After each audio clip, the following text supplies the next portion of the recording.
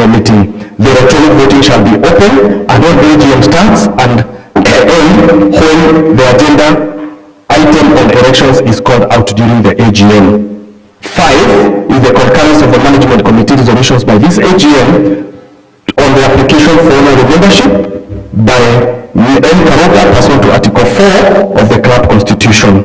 The notice is whereby we will have agenda number 1 to be agenda number 1, agenda number 2. These days we call leadership and provide solutions. When there will be a quorum. Today we can go back there again and start this meeting. Mr. Chair, we cannot even make the first step without a quorum. They have not seen the reason of coming to the SGM.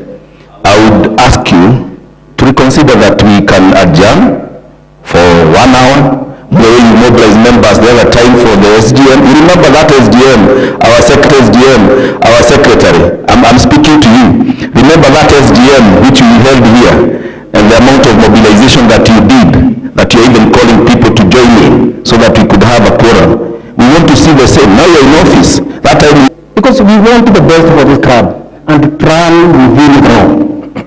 Let give us 1 hour. Let us call our friends. I know one person I call Nairobi will bring in 10 people. We call the others at least, because we have issues with the other agendas, we shall raise the preliminary issues there. But for the purposes of having a proper different opinions of us here,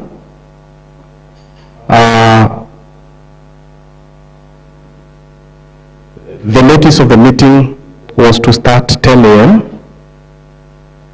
It is now 11 minutes to 12. I will want, after listening to most of us, and you know I listen a lot, even the decision to proceed with the meeting was after I listened. Even the decision that we are about to make is after I listened to different opinions for the betterment of this club. And at no any time, the members who decided to proceed with the meeting had any bad intentions of this club. Neither are those who want us to suspend the meeting until we build quorum have any bad intentions of this club. Everybody wants good for this club. And because we all want good for this club, my observation and my thinking is 12 p.m. or rather 10 minutes shy, 12 noon. How much time do we give ourselves?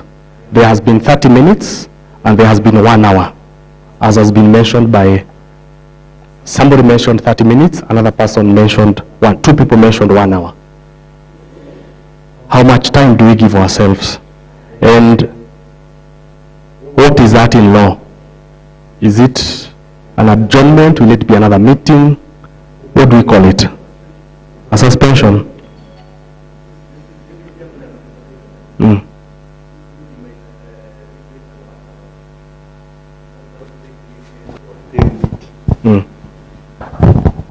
own observation, I can see the front desks. I cannot see our officials. No, that's a bad. We are here this side. You are all ready. And during the election, so many people raised their hands to be elected here. The house member, I cannot see him, the captain, the vice captain, the vote. So now, if from that end they have absconded the meeting, do you think we shall convince others to come for this meeting? So that's why I'm saying, if we look from the date of it that we have failed even from there, there is no need of even going out to waste another hour, waiting the cause, because if the officials who stood here and did a lot of campaign to be elected and they cannot attend this meeting, surely, what are you doing and where are you? If the meeting breaks for 2 hours and the officials are already absconded the meeting, do you think you can convince people in order to come for a meeting? If the captain is not there, the vice captain is not there, the head captain is not there, the house member is not there, what picture are you showing us? I'm sorry, I'm harsh. observation I have made from this side. Because now you tell me to go out. To go out and tell people to come for this meeting, when I cannot see the Ramuneki there, I cannot see the captain, I cannot see the... Shadow is good, you are from this side. But have you seen the rest of the seats? What is the problem? You know, Kimelo, I will not want to entertain that discussion.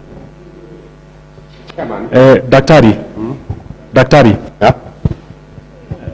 you want to say something? Yes. On the same? On this meeting. Okay. As we at issue, I have a suggestion. I have a suggestion on how we can overcome this kind of problem, even tomorrow, even next year.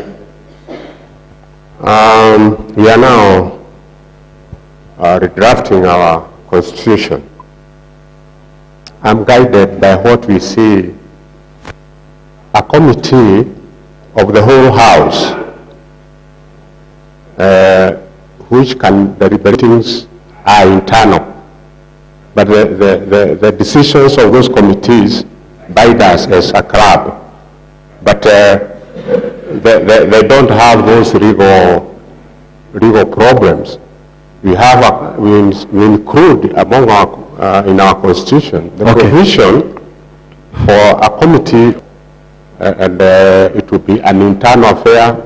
We can decide about the issues of quorum in that bit of the constitution, because I can foresee this coming all the time in our special GM.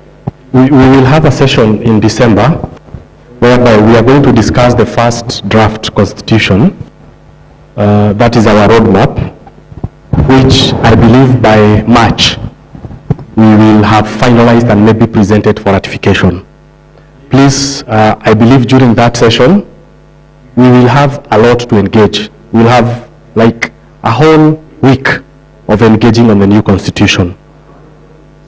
Yes, I'm just giving feedback and telling you your observations are very much welcome, and we will have an opportunity to discuss them during the engagement of stakeholders in December in the new constitution that the subcommittee is working on. Bwana Kimedo, this thing, and I want you to know, and I want you to take this to the bank. The leadership and the voluntary leadership is very difficult, and it is individual. It is individualized, and we keep encouraging members. I keep encouraging the officials of this club to ensure and carry the leadership of this club at heart. Many times they will tell me, they will come to me with a lot of frustrations. Oh, nimeambiwa hivi, oh, nimetusiwa hivi, oh, nimeambiwa hivi. I am not ready. You know, so many complaints come to me from the members who are officials of this club. But when it comes to public service is very voluntary. And public service, so what I want to say, and I'm not defending the members of the management committee who are not here present with us today, in as much as I have a few apologies from them. It is not right, it is not correct. Not unless it is 100% unavoidable. 100% unavoidable. And that is why I lead as an example. And I always ensure that the members of the management committee are always present. And I have offered myself to that extent to show that aspect of leadership. And because I am here, don't worry, we have discussed the issues we have discussed as a management committee. They are properly before us today. And I told you, the only problem of this club is getting late. You, what time have you arrived? You, what time have you arrived? You, what time have you arrived? You, what time have you? You know, why? This meeting was supposed to start at 10. Those people who are not here so that we are 161, when will they arrive? Will they arrive next week? Will they arrive after 1 hour? We do not know. What I want to say, let it start with me, let it start with you, so that we can make progress together. Let me go back to that original question. How much time do we break? It is 3 minutes to 12. TG? On the 30 minutes on 1 hour? Not really. The way it is looking, Yes. although things are going, we might be forced to break for an hour, or we might be forced to adjourn to another day. But I was requested, there were people we had invited to do some reports to us Yes. on the irrigation, Yes. and they are here. Yes. So whether we stay for 1 hour, because the reports are just information to us. Yes. They are not the ones making the decision to us. Yes. Why could we, I'm just requesting members, why can't we use that 1 hour we are breaking so that they can be presenting to us those technical things? Informally. Okay. Because the decisions that we make after, when we have quorum, Will be informed by the information you'll have gotten from them. exactly. Okay. That's what I was asking. Even if we adjourn, it will not be prudent for us to tell them to go, we will call you again. Okay. Committee, sorry.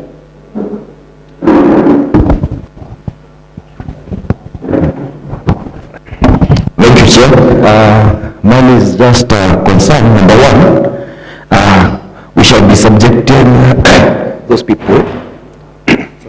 We shall be subjecting those people to unnecessary torture that they give us, because it will be informally, because whatever they shall be giving us for that report, that what we are supposed to be discussing here.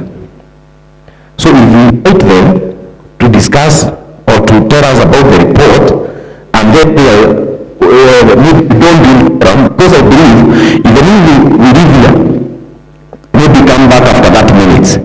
If part 8(7) of our constitution says that the quorum shall be 1/3, even if we break for after 1 hour and we come back here, if the 1/3 has not been achieved, I don't think there will be any meeting, because that was my question.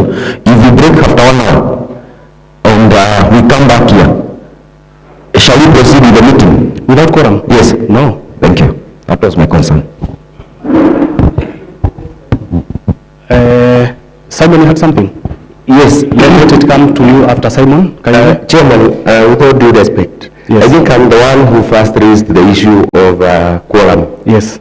Until I was overruled by a few members. Yes.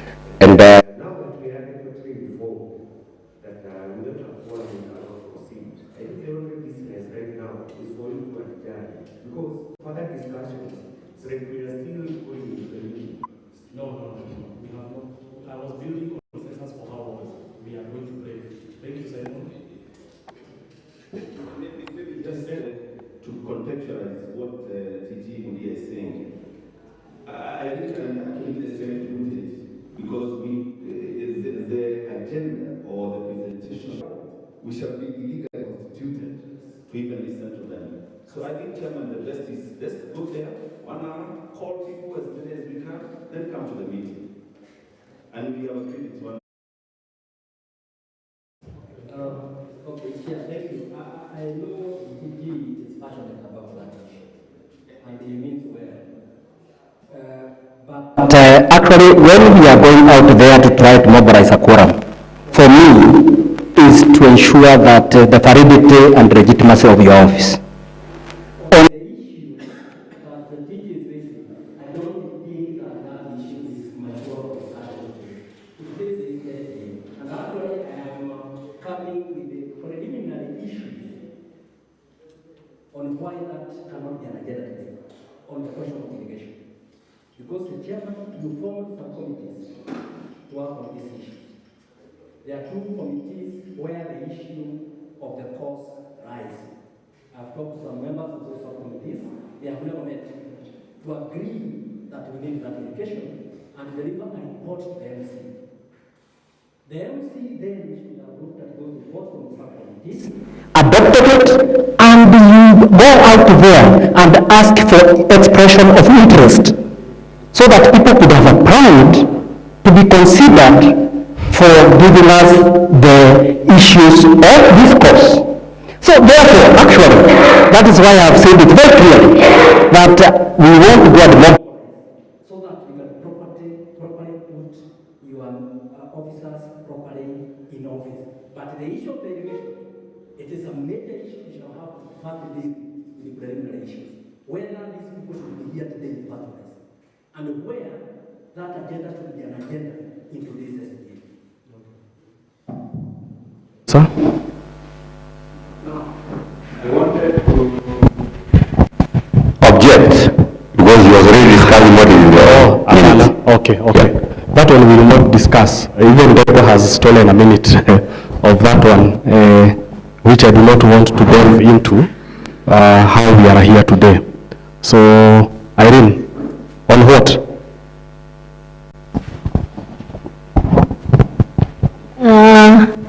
Yeah, my comment is that, Chair, I think we should just end the meeting.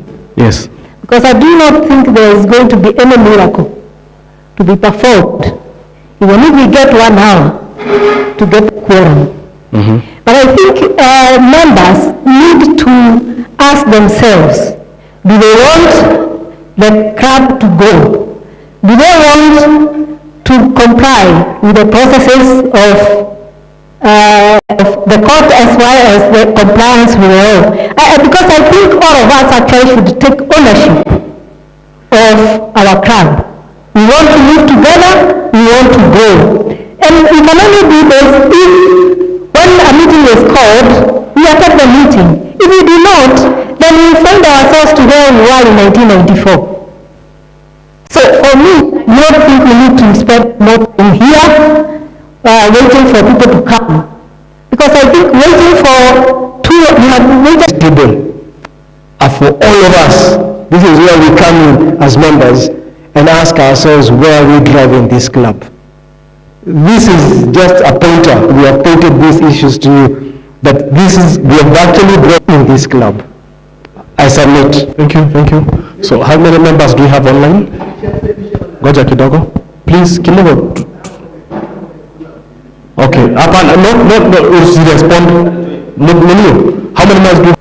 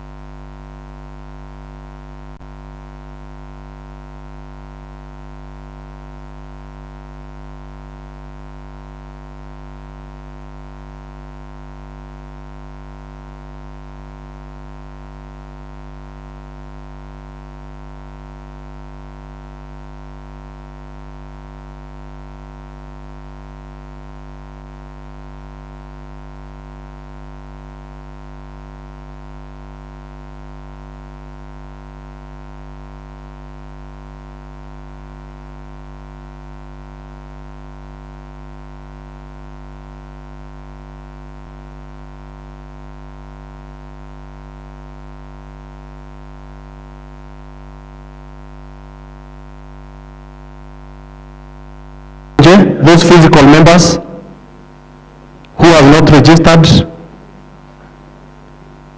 Plus, 34. plus 75. Can I register? Yeah. Let me see here. Just like Julius, just like here, just like Julius. Julius? Yes, Julius Ngambi. Ngambi. Huh? Who is it? This one, the first one. Ngambi. Huh? Who is it? This one, the first one. So, those initials stand for what? Please put your mic on. Tell us who you are. SG ni nani?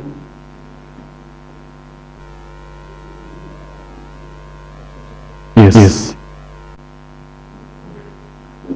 Doctor.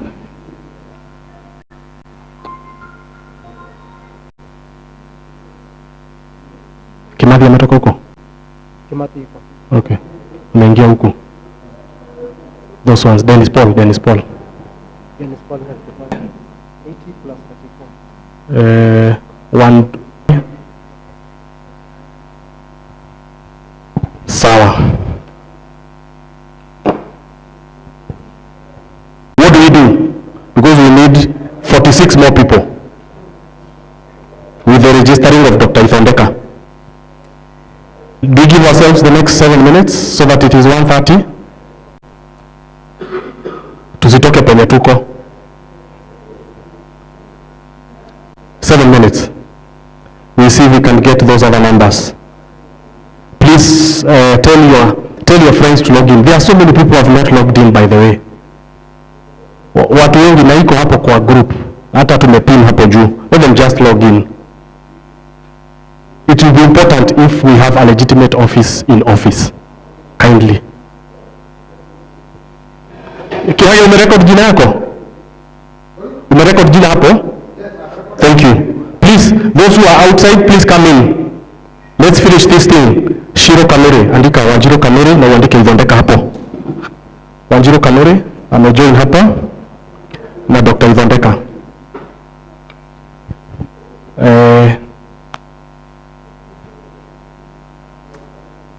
Andika Maina Kigondo. Yes. Yes. With your kind information, yes. Perhaps during the 7 minutes intervening time, we can. Perhaps maybe we also have a look at the sound system. Yes, we are. Look at your sound system.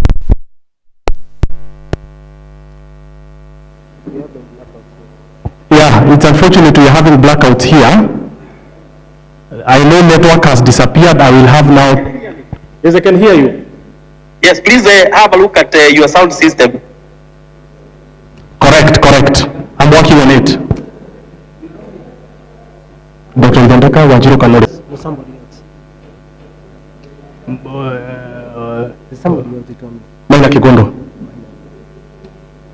So I don't know. I think it's Deno. Deno.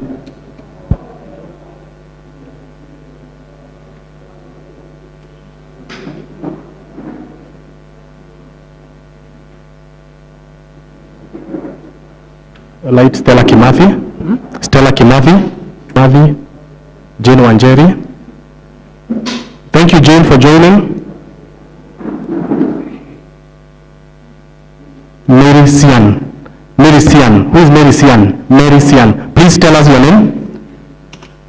No. Mary. This is Mary. Please put your mic on and tell us your name. Mary Sian. And then Mary Sian, and then just write Mary Sian and Paul Gichuki. How do you spell it? Xian. And then Paul Gichuki. Florence Wanjiro.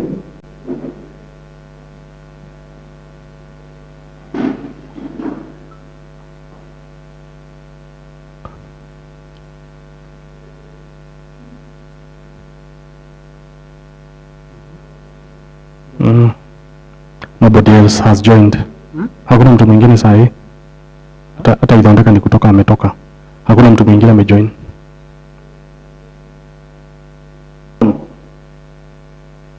Okay. All right. That's okay.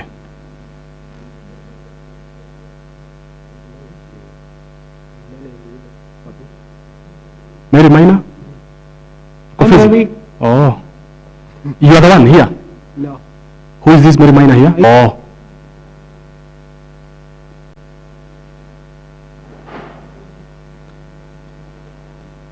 No, you're doing good work. Those who are telling people to join, you're doing good work. We have registered, I think, kutoka Mugabe want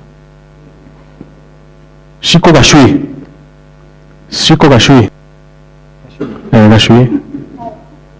Karibu. Thank you. This Shiko Gashui. Okay. Charles PK. Charles PK. Peter. Charles PK. We know who he is. Thank you, Charles, for joining.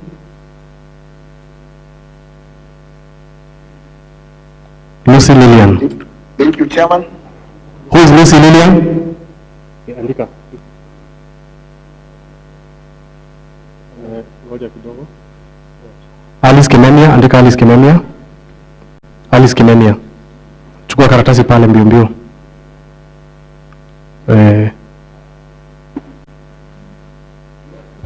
1, 2, 3, 4, 5, 6, 7, 8. Alice Kimemia, Dedan Munge. Thank you. Alice Kimemia, Dedan Munge. Dedan Munge. Kimemia, Kimemia. Virtual, Yes, in virtually. Dedan Munge. Thank you, Alice, for joining.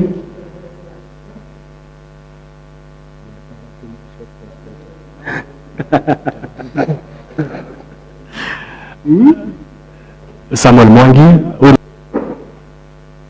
Sina ni wewe? 96 here. 96, 97, 98, 99. So going downwards. 99 online, eh? Plus how many there, Joguna? Plus 34. Huh? Yes. Comes to 133. 133.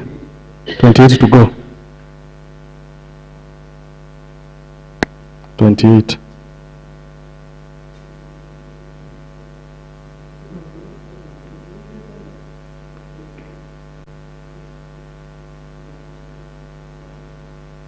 Mwangi, mute.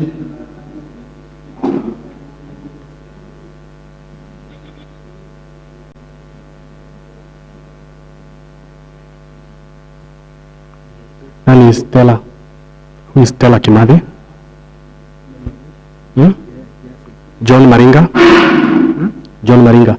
You said Stella Kimani. Yes. Stella Kimani. Yes, and John Maringa. Stella.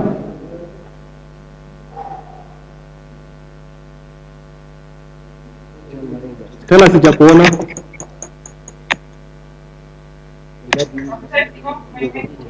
Niko hapa.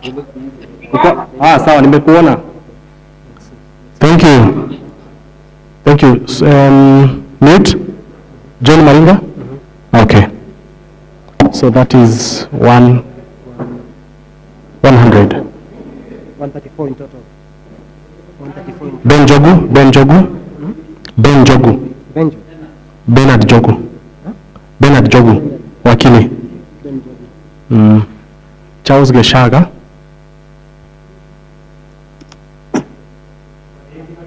Yes, Chairman. Karibu wakili. Thank you. Haya. Okay, Charles Geshaga. Yes, that's okay.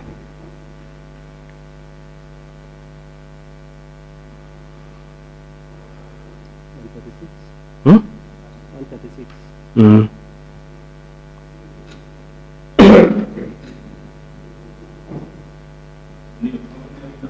136. 136. Plus 136 plus 34. Plus 34. No, 136 inclusive of 34. Or one inclusive? Yeah. Oh, sorry. inclusive of 34. 102 plus 34. 102 plus 34, 136. Stella, mute. You're not going to do the mic like this. You're not going to do my mic like this. Andika hapo John Mark. Andika hapo John Mark. Andika hapo John Mark. Andika John Mark. David Jonjo. David Jonjo and then John Mark. David Jonjo. Thank you, David.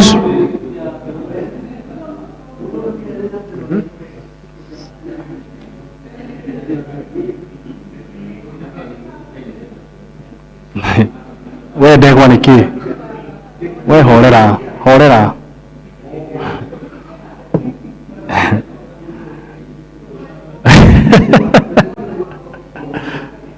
Oh yeah.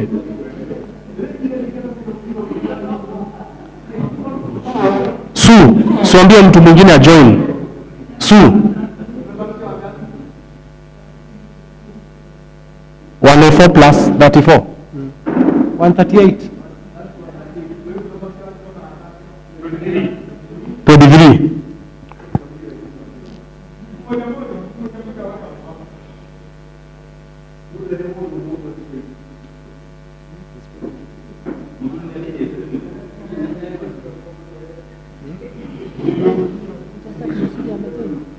Joseph Mushiri hapana. Joseph Mushiri. Sijaona. Wako hapa. Aliingia akatoka. So tulirecord yeye. Hapana, Kirago Vuku tu aliingia na akatoka, Warugogo hajaingia na Kirago. Hapana, Vuku peke yake. So Warugogo na ameingia. So pigia Kirago na Warugogo. Andika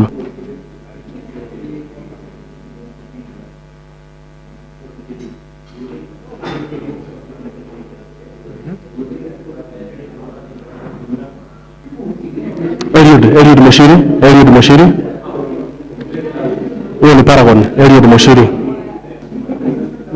Francis Wanjoke.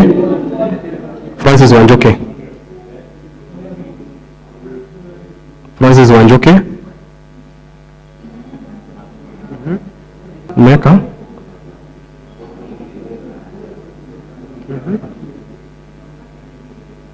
That's okay.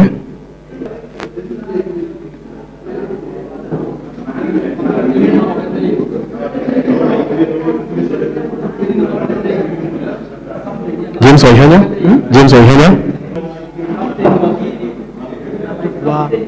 Waihenya. How do you spell that? Waihenya.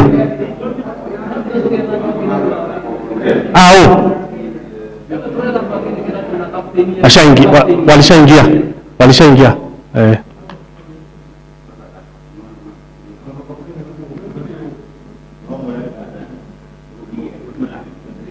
Leo Sesmo ni nani? Leo Sesmo, your name please. You are Leo Sesmo. Please put your mic. I can. Nimejua ni nani. Mwandike Leo Sesmo. Nimejua ni nani.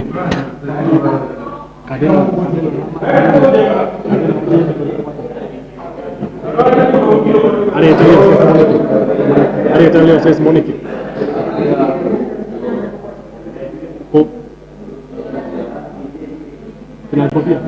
Oh. He's logged in and he's here. Nisawa, ni his cousin. Yes? Chairman. Yes, I have noted your presence. Thank you very much, Junior. Yes?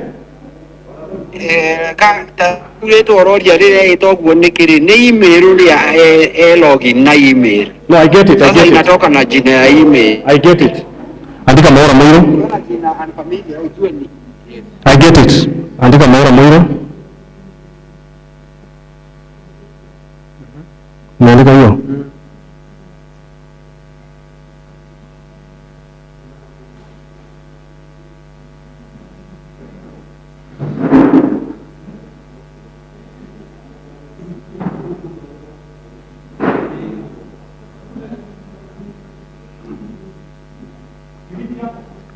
Who's that? DJ Nyahururu? Florence Mwaura.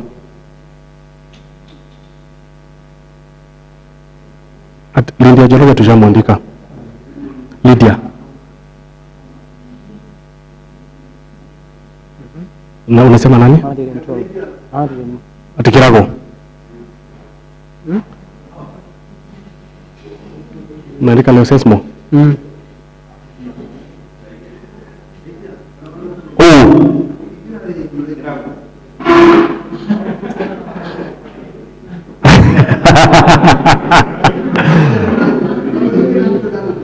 Okay, good, Kimobo.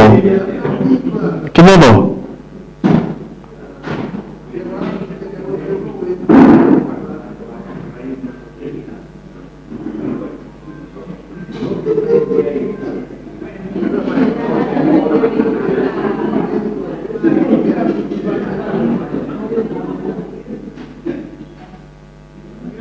What number are we looking for? That is? What number are we? 111 plus 34. 147. 148. 145. Nani? Asha, kila wadaigirete. What number are we looking for? Charles Kiero. Charles Kiero. Thank you, Charles Kiero. Karibu.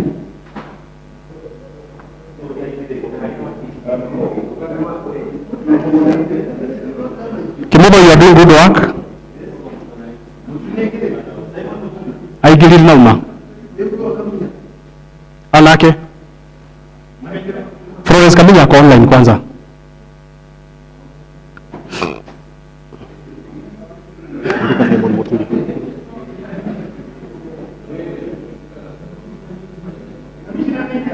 Pana. Hapana. The donor alikuwa ameingia. Oh, Webex. Okay. Simon Gishu. By the way, is your Webex register? What do you mean? To combine? Yeah, to combine. Oh. Remember the one that I've given you? Yes, I remember. You see, Webex does not work in Nyahururu. Webex does not work here. You don't have to drum it. I had. How many? Yeah? How many are those? Next, Leo says more. Oh, Washira? Washira Wai? Washira Wairioko. That is the name of Leo Sesmo. Oh, I knew it was JML. Washira? Waidiako? Wairioko, yeah. Wangari Kibunja. Wangari Kibunja.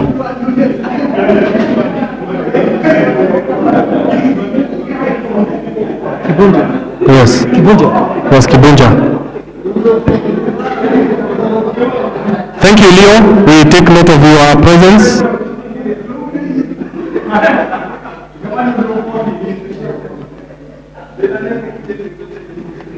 Thank you. 115. That is 115. Are you sure? Yeah. Just check the last name. 115. Charles Moneki. 14. Charles Moneki. Charles Moneki. James Kirago. James Kirago. James Kirago.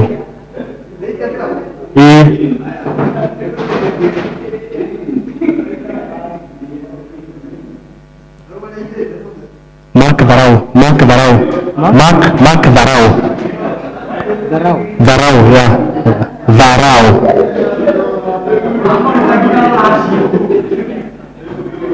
So?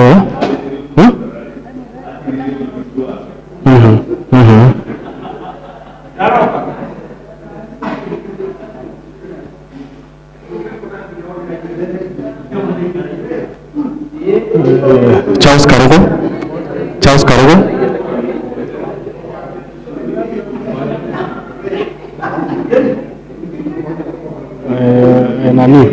Commissioner? That's Charles Karogo. No, he's not the one.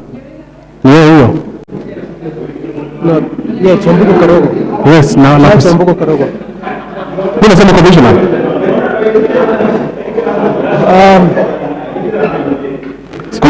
Commissioner anaitwa nani?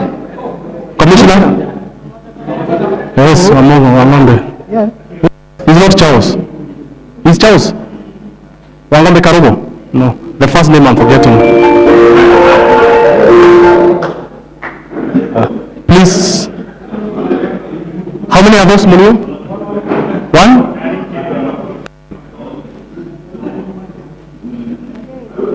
Yes, Madhya has joined. Yes.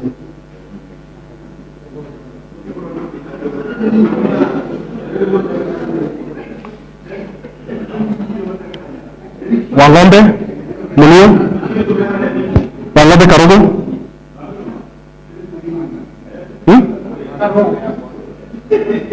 Wang'ombe Karugo. Dio nini liko? Wang'ombe Karugo. Karugo.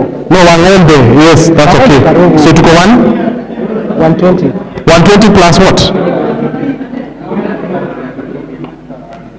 120 plus 36. So nakuja 146. 156. That's 156. Rudolph, just a little bit. Rudolph, we are about to confirm quorum. Issue of quorum, which we are about to confirm. We are almost there. That is how many? 156. 156. 156. 5 more people, please. 5 more people.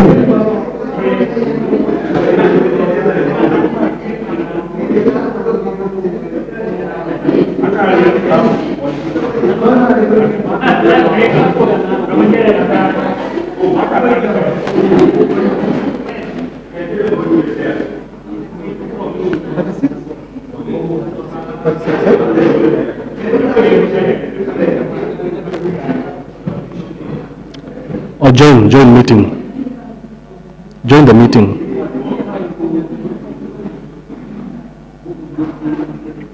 Kaikirafu wiki moshi la gerekeao. Is your club, just join the meeting. No, you can't complain. You always complain out there. Just join the meeting. Join. Okay, yeah.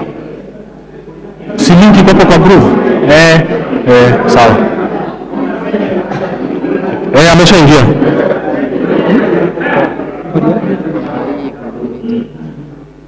What's the code of the Google meeting? What is the code of the Google meeting? You want the code?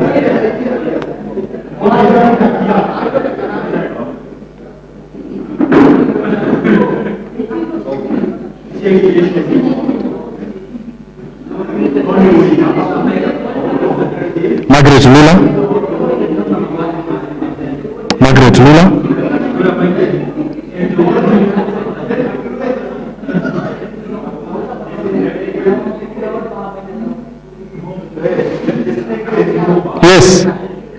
Yes. Margaret Lula, yes. Andika Margaret Lula. Karo Wairimu. Karo Wairimu. Kai. Ame login. Mwenye kiasha login. Ame login? No, kitambo. Not now. Hata simpo kitambo. Did members only join? No. Not yet. Virginia Angina, Veronica Angina, Veronica Angina, Tanya Okwiri,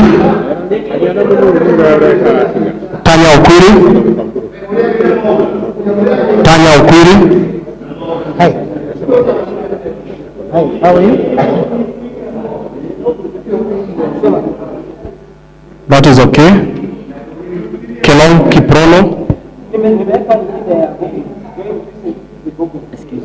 Nitawapea. Good morning, karibu sana Kelong.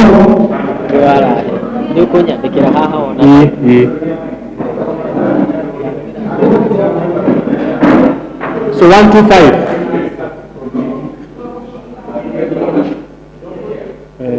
12536. This is 1. 125. No, that is 11. 6. No, we are there. 125. 25 plus 36. Thank you very much. Yes. Thank you so much. Thank you very much, Margaret. Welcome, Chairman. Online members, we now have quorum. We will start the meeting. I will allow Irene Wamidi to proceed. Thank you very much, members.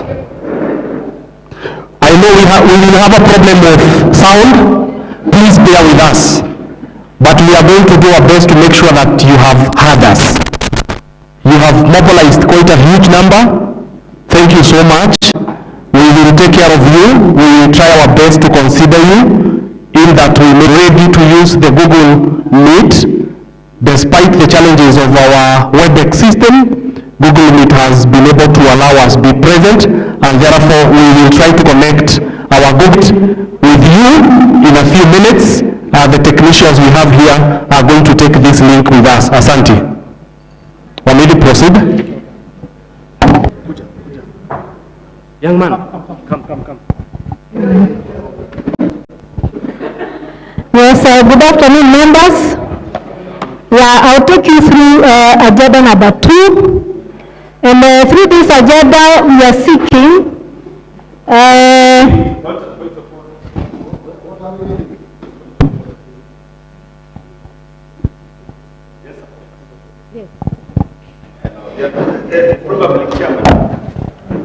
We had adjourned this meeting for lack of quorum, and now that quorum is there, I think it would be in order for us to adopt this notice, because now we have quorum, because the one that had been adopted was irregular from the word go. Please consider that. Vitabu zindoze.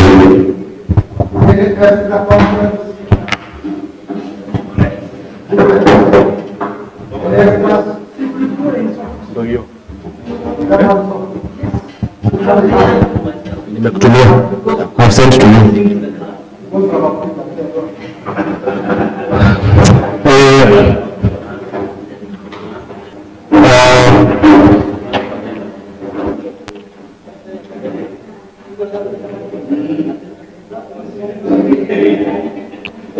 I want to take this opportunity and welcome us to today's special general meeting.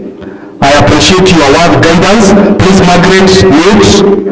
Margaret Ruler, please mute. And allow that we convene this session of today's special general meeting. And I will want to invite you all to today's meeting. Those hundreds of us joining us online, and those who are here physically together with us. The notice is as issued on the 1st of August, and with your indulgence, allow me to read the notice. That notice of a special general meeting is hereby given to all members that a special general meeting of the Nyahururu Country Club will be held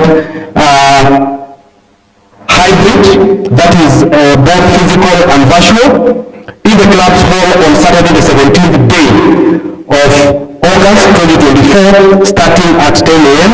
to transact the following business in line with the Constitution of Kenya, Article 8C, Sub-Article 1 of the Club Constitution, the resolution of the 30th of March 2024 AGM, and the rules of the club. For AGM, Agenda 3 is presentation by 18 Development Subcommittee for consideration of the 18-hole course irrigation project, pursuant to the resolution of the AGM of 30th of March 2024.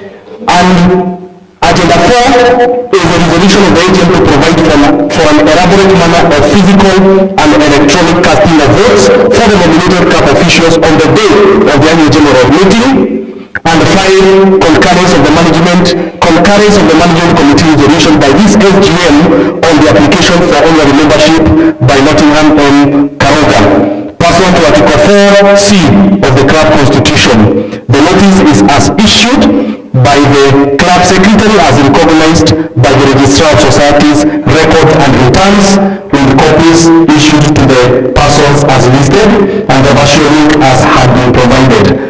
Members of the guidance, I would like us to approve the notice as read with an amendment for the meeting to convene at 1:50 p.m. Proposal? Proposal? Thank you, Mulene. Seconder, that is George Shira. TG Mundia seconds the notice. Thank you very much. Members, having recognized quorum being present and the recording of the apologies and the adoption of the notice convening the SGM, I've already made very many remarks. I wish to adjourn that one and therefore invite Irene Wamithi to take us through agenda number 2 on the resolution of the SGM to ratify the deliberations or rather the proceedings, including the resolutions of the AGM of the 30th of March 2024 for appropriate regulatory compliance and filing of the 2024 annual returns in respect of Section 17 and Section 30 of the Societies Act. Karibu wakili.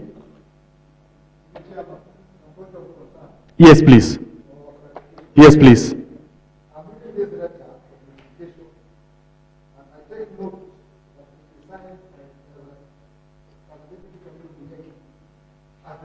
Yes. Yes. Hebu soma hapo chini kwa hapo penye amesign after Munyeki, soma hapo chini. Hapo in brackets. So this is after we were guided by the registrar of the societies. The known person as per the last returns. The known secretary as per the returns that we had filed, the latest returns. Munyeki was the secretary. So the registrar did not accept the secretary who had not been properly filed. And it is upon day that now we shall release the returns, whereby the returns, if accepted, of the deliberations of the AGM where Munio was elected, then officially as per the records of the registrar, Munio will be recorded as the secretary of the club, including myself, including everybody who was elected. It was binding, but we have to make returns. Even the notice that we had issued, the notice we issued to convene the AGM, which was signed by Wajira Kamau, was illegal. And that's why we are making it, because that notice was supposed to have been signed by the secretary known at the registrar. These are bureaucracies we are running day in, day out. Thank you. So I will want the Wamithi, please, I know you'll be able to explain this agenda, because this is one of the reasons we are ratifying this. Thank you. Yes, through agenda number 2, we are seeking members to rectify the deliberations and the resolutions that were passed by the AGM on the 30th of March 2024, so that we can be able to file the annual returns as well as the notification of change of issues. What happened is that when we presented the annual returns and the notification of change of returns online through eCitizen platform, and for those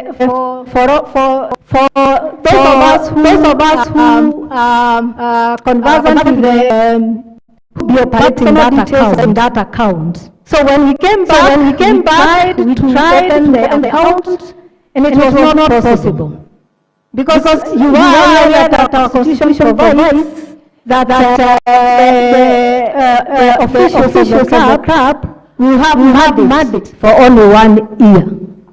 So that is an issue that we are still struggling with. We could make the application through a third party. A third party, of course, here means an advocate. So once and the notification now filed, not through the platform of the club, because we do not have one, but through a platform of a third party.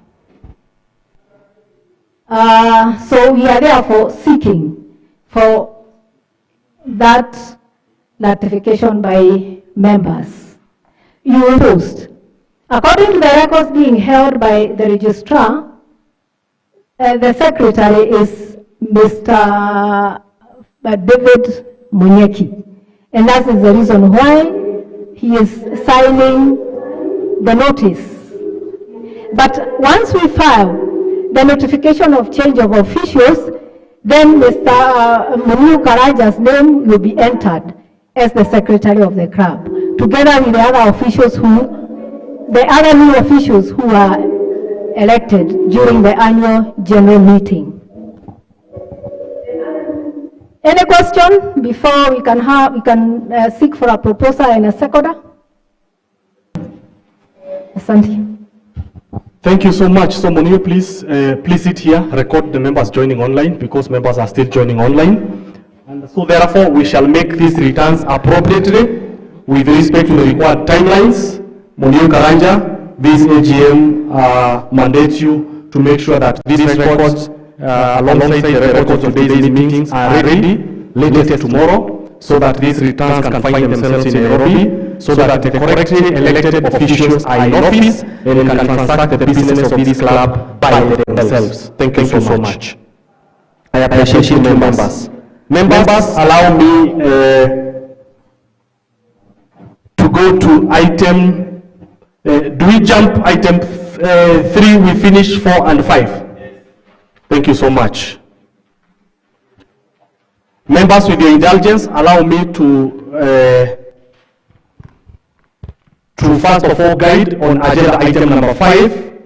Honorable members, agenda number 5 is formally dropped by the management committee as a resolution of the management committee that was made yesterday, by that item not getting the concurrence of the management committee unanimously. The resolution requires a unanimous resolution by the management committee as per the provisions of Article 4C(4) of the club constitution. And when that request by that honorable member did not get 100% support by the management committee, formally dropped agenda number 5.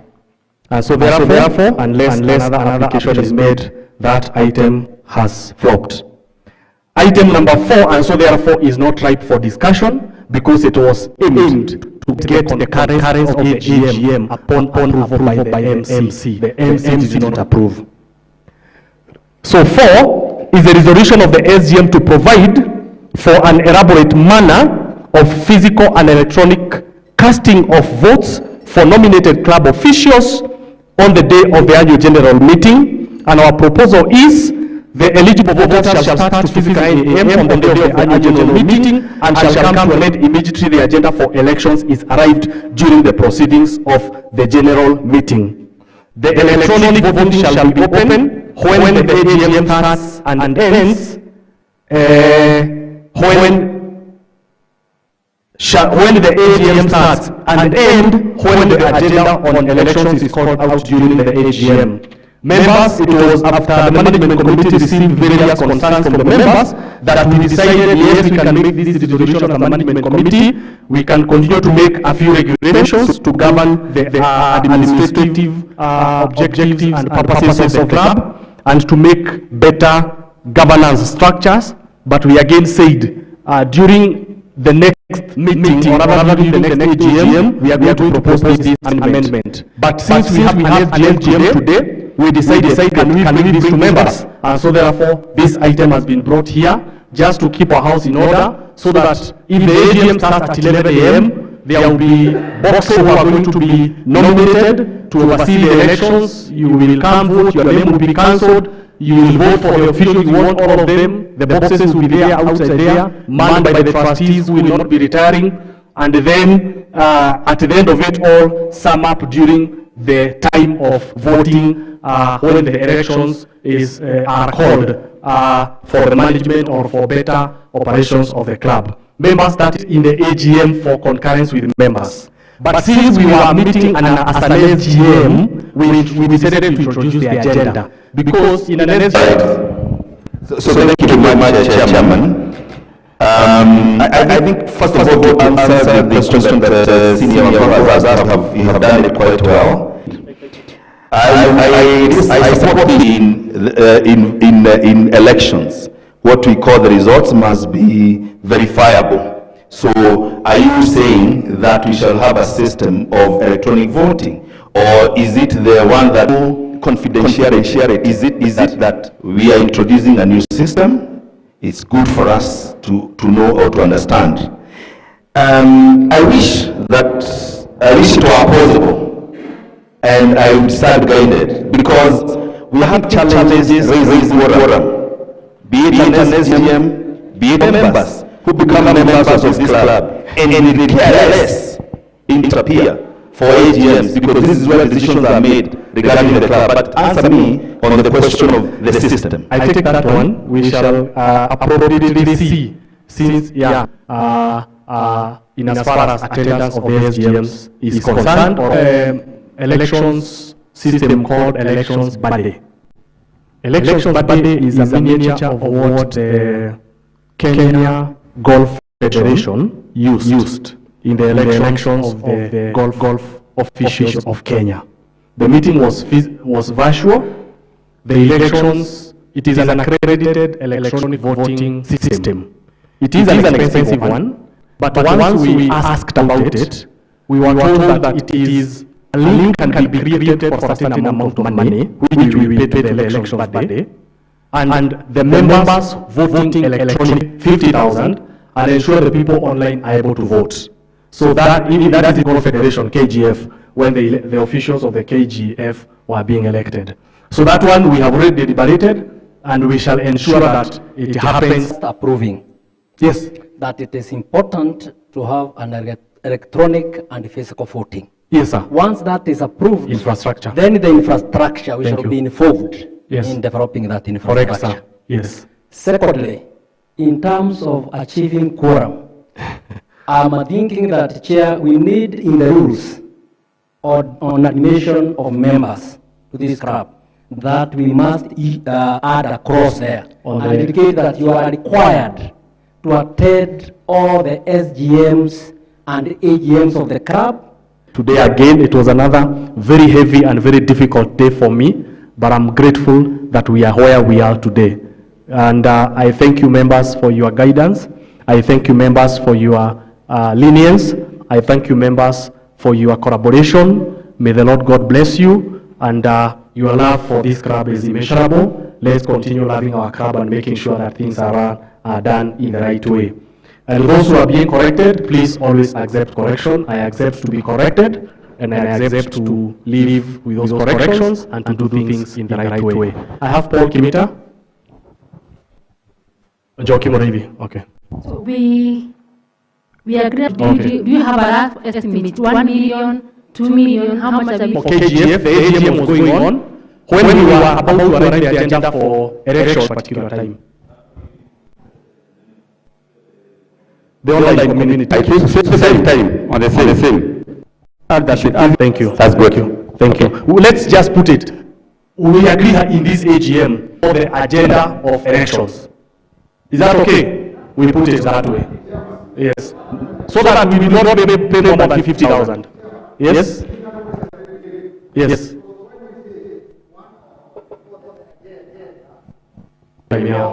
So we need to be specific. We say we call out the agenda for voting. We also suspend any other deliberations. Remember, they are online people. So these online people who are not physically here. I'm in agreement with you. For that way. Meet on that. Yes. I think it is because what is happening when you keep the online community for long, they lose interest. I know. People just leave. Yes. And because elections are becoming a very emotive issue here in the best way possible, I think in the structure of an AGM notice, yes. You can bring the issue of elections early. The 1 hour provided deletion by this AGM, that is the AGM of 30th of March. Roman 2 was on the resolution to ratify or rather approve the club bond or rather professional decision. The Nyahururu Country Club 18-hole irrigation project design and costing presentations by 1. Irrigation Technology Consultants Limited, Samos Irrigation Limited, and Davis and Shatlife Systems Limited. We have since amended as a notice for a third service provider by the name Davis and Shatlife. And without much ado, honorable members, I will want to few comments on this project before we call the consultants who presentations to us on the resolution we made during the AGM. Why this agenda is here, then we pick the expansion of the course to an 18-hole. The management committee and the 18-hole committee saw the needs of improving the irrigation system. The committee found out that the problem of our system is on three issues. One is storage, the second one was pressure, and the third one was the sprinklers. The management committee invited several engineers to come and assess the course and come up with recommendations and development plan. So we all know that in a golf course, the most important areas are the greens, the tees, and the fairways. When the greens are not good, we don't enjoy the course. So it's a request from the committee that we look at the irrigation project as a very important aspect in this club, so that our course is playable and can be good. So as we discussed with the management committee on how we should go about it, we decided to invite a few companies and engineers to come and assess our course. And they have come up with their findings, what's ailing our irrigation system, and their recommendations on how we are going to solve these issues. So that's why today we have a few organizations coming here to present their recommendations to us. So we shall request that we listen to them, and at the end of the day we shall deliberate on the issues. But before then, I want to invite Mr. Mondia to come and maybe add something on the same, on irrigation, and then we invite now our guest to come and present to us what they have for us, so that we can have a good course. Because we all know as members that any course that have good greens, we always enjoy to play on them.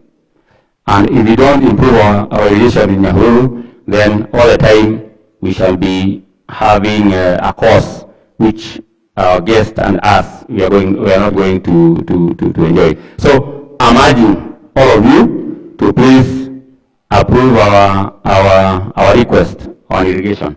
So thank you so much. Mr. Maria, karibu.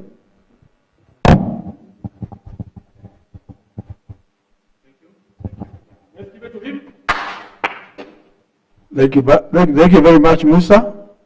I think I don't have much to add. The only thing I would like to say is that we have all noticed that when we come to the dry season, our greens deteriorate. And like Musa said, playing on a course where the greens are not good, it's not enjoyable at all. We have all experienced other clubs, our sister clubs like Joro and Nakuru, where in the dry season their greens deteriorate and play becomes not enjoyable. Here in Nyahururu Country Club, we have no problem of water. So there are clubs where there are issues of the source of the water. But here we have dams, we have a borehole, and we only need to harness a storage tank. Where we also add things like filters. Because I think what the system that we had was breaking down because we were just pumping, we were just letting water go by gravity into the sprinklers. And that's why they clogged, and from our interaction with the engineers that came. Before we call, because that is how we wanted to prosecute this agenda, realizing from where we came from during the last AGM, to where we are today. And before we call them, it's 2:32. Before we call them, we have our 30 minutes or even lesser if we have engaged whatever issues are in-house here before we call them. One hand was up, so microphone. So, Dr. Wahome. Okay, thank you, Chair, for this.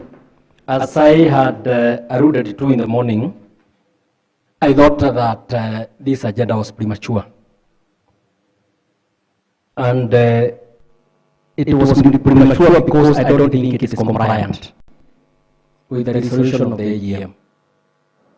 The resolution of the AGM was categorical that we should get the right expertise and consultants so that we are able to deliberate and make resolutions with knowledge of what is actually required to be done. And why I'm saying it's premature, Chair, is because I have personally looked at the subcommittees that were created in this club and their functions. I have had occasion to talk to members, some members of those subcommittees, and none of them were involved, unless when sitting at the MC, were involved in coming up with what we have today. And with that, I am talking about the subcommittee, because this is a creation, it's your creation. We just want you to live within what you have created for yourselves and for us.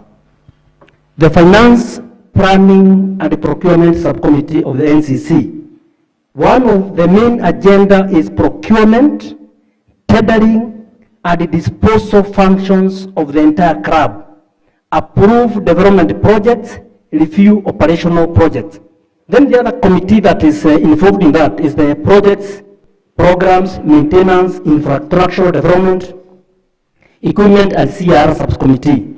And one of the functions is building, renovation, lighting, furniture, fitting, and furnish works. NB, coordinate all club's projects and oversee the maintenance of all the facilities within the club. And finally, the 18-hole course subcommittee, ensure the upcoming integrated 18-hole golf course meets the correct standards by way of rating, irrigation, dams, and design. So after we passed the AGM, I expected, Chair, that we would constitute those subcommittees as the users, because they are the users, to come up with the clear reports on what they needed so that they submit to the MC. Then the MC deliberates, enriches, or whatever they are able to do with that. And then what we expected, because we don't know how these three people find themselves here. What I would have expected as an ordinary person, an ordinary pedestrian, walking on the streets, you are expected to be reasonable. I would have expected that I would have seen what we call expression of interest.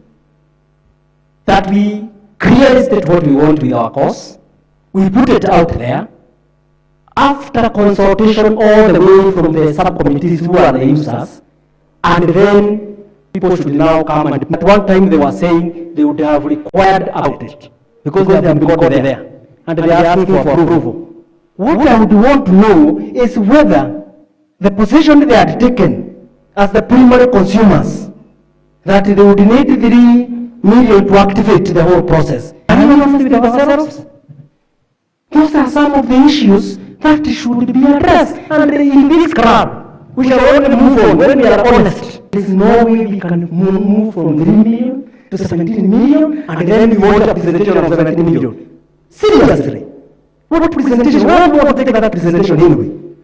Of 17 million. Thank you so much, Ndegwa. You have talked. I will allow you later, please. You have already talked, so.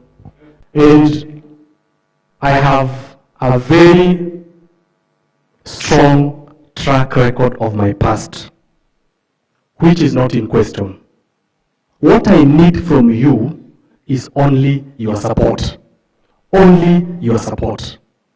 That's all.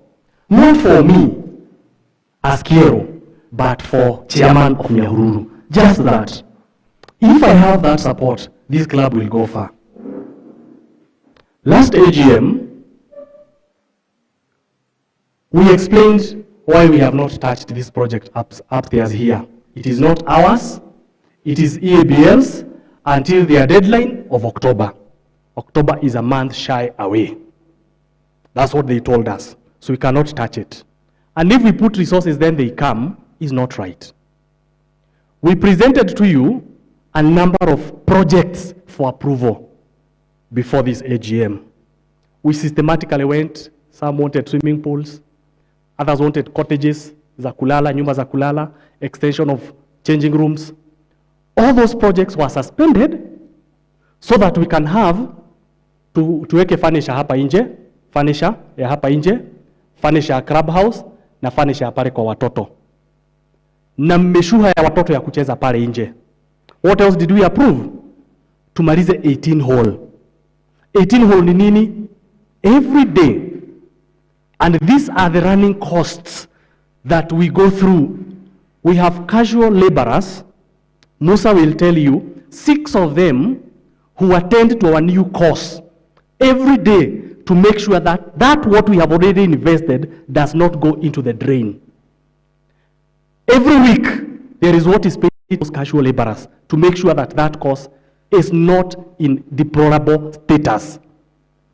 Kiero Wamboi did not initiate the 18-hole project.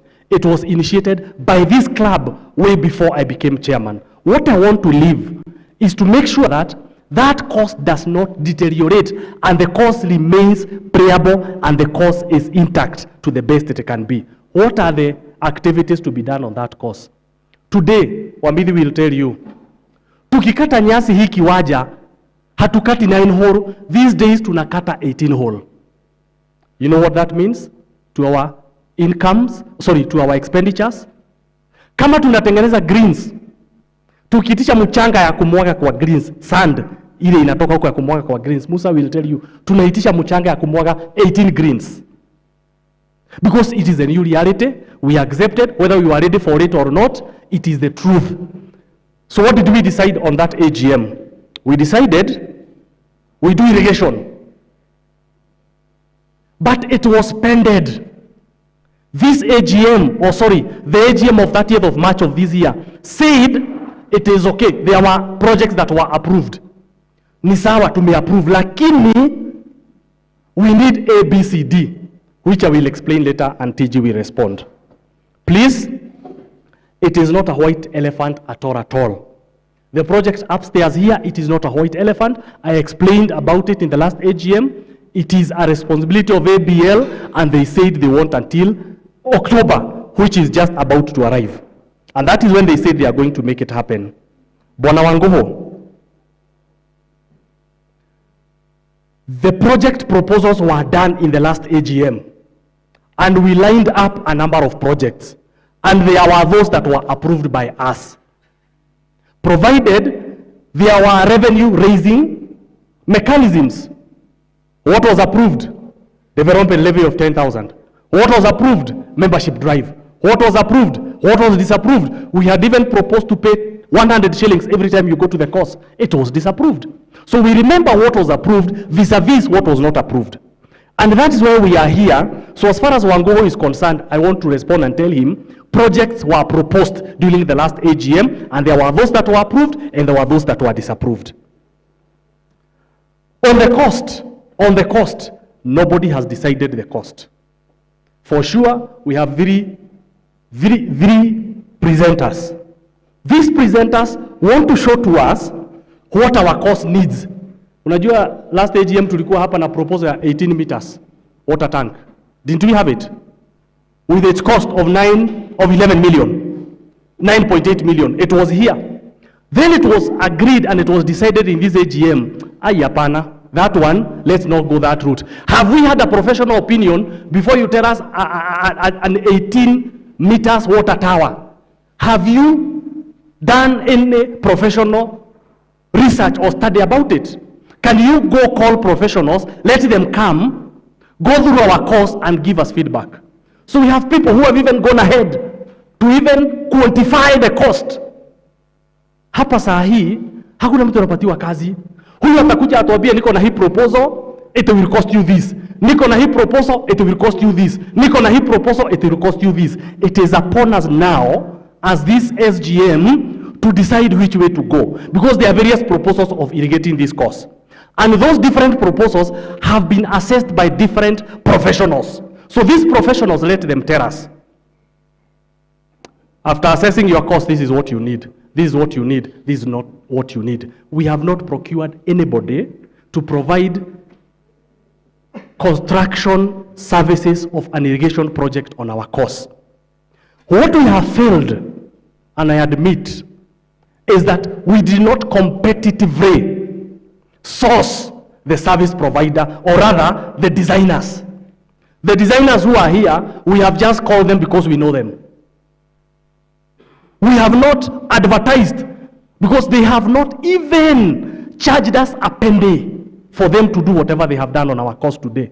The many times they have come here to take levels, the many times they have come here to take the designs, none of them has charged this club even a sharing. And they will tell you if we have charged them, if they have charged us. We have 3, Davis and Shatleaf, we have Samos Irrigations, and we have some other guy doing the irrigation in Nyeri, Matitore Hetie or Nake. They are coming here to tell us, your course after assessment requires A, B, Y, Z. Decide. Mwingine akuje, your course requires X, Y, Z.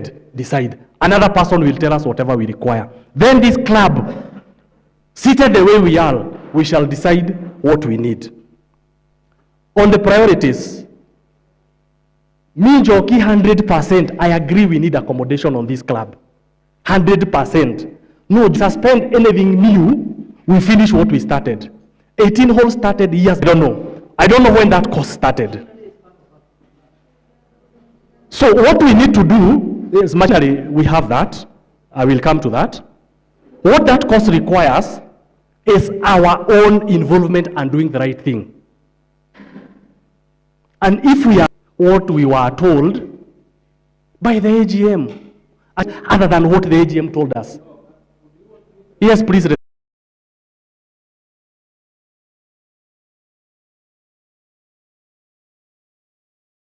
Is that we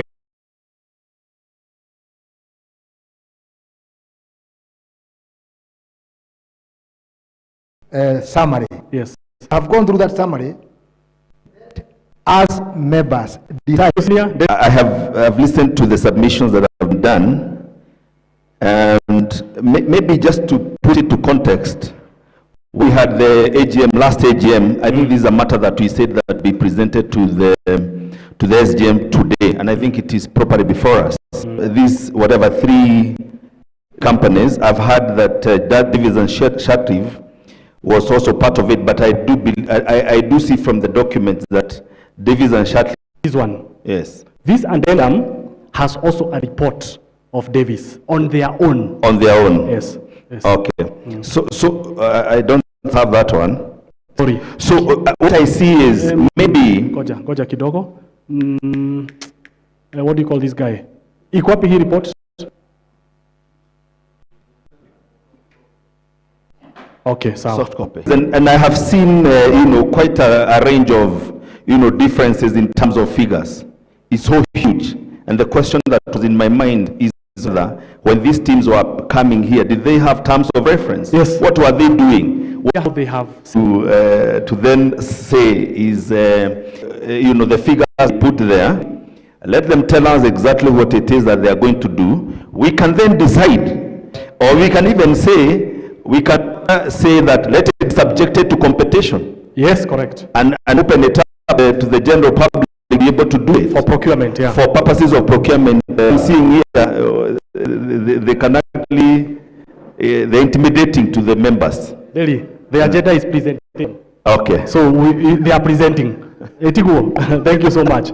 I really agree with you. The agenda today is just presentation. We will make a decision after they leave. Wakitukiwashikiliza wote ende to put.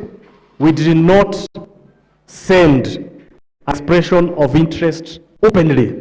Tulihandpick, wewe unajua nani kwa management. Thank you, Chairman. This is, we give them 10, we give them 5 to respond to questions. So it is already 15:50.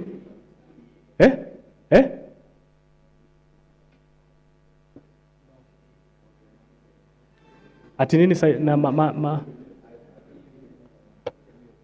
Oh, wacha tukae hapo tu. Kwa sababu tutajibu maswali.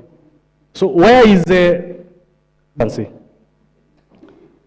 And then Samos will come. Na Mutai wapelekwe kwa hall, si ndio? Wapelekwe kwa clubhouse. Huko ndani watakuwa. We'll give you 15 minutes. You will have finished your presentation. Do your best to, you know, the scope as provided to you by the management. On behalf of this club, these are the members of the club physically here present and in a hybrid manner present. So the meeting is properly constituted. Just present to us. And you know, we have not given you any work to implement. We have given you work to consult for us and tell us what we are looking at, isn't it? So Kaidide, can we welcome Irrigation Technology Consultancy? The name is it Simon? Is Karinge who? Sylvester Karinge. Please come forward. Or you want to do it there? Here. You need a laptop here. Okay, come with it. And whatever documents you need. Let's give it to Karinge. Thank you so much. You will have enough space here even to place your paperwork. It is connected, don't worry. No, this one. Just present. See, tuko nayo, ulitutumia. Oh, yes. Yes, you sent to us. Okay. Yes. See, it is all you sent to us? Yes. Okay, carry on. It is 15:10. Ni saa 9 na dakika 10, saa 9 na 25.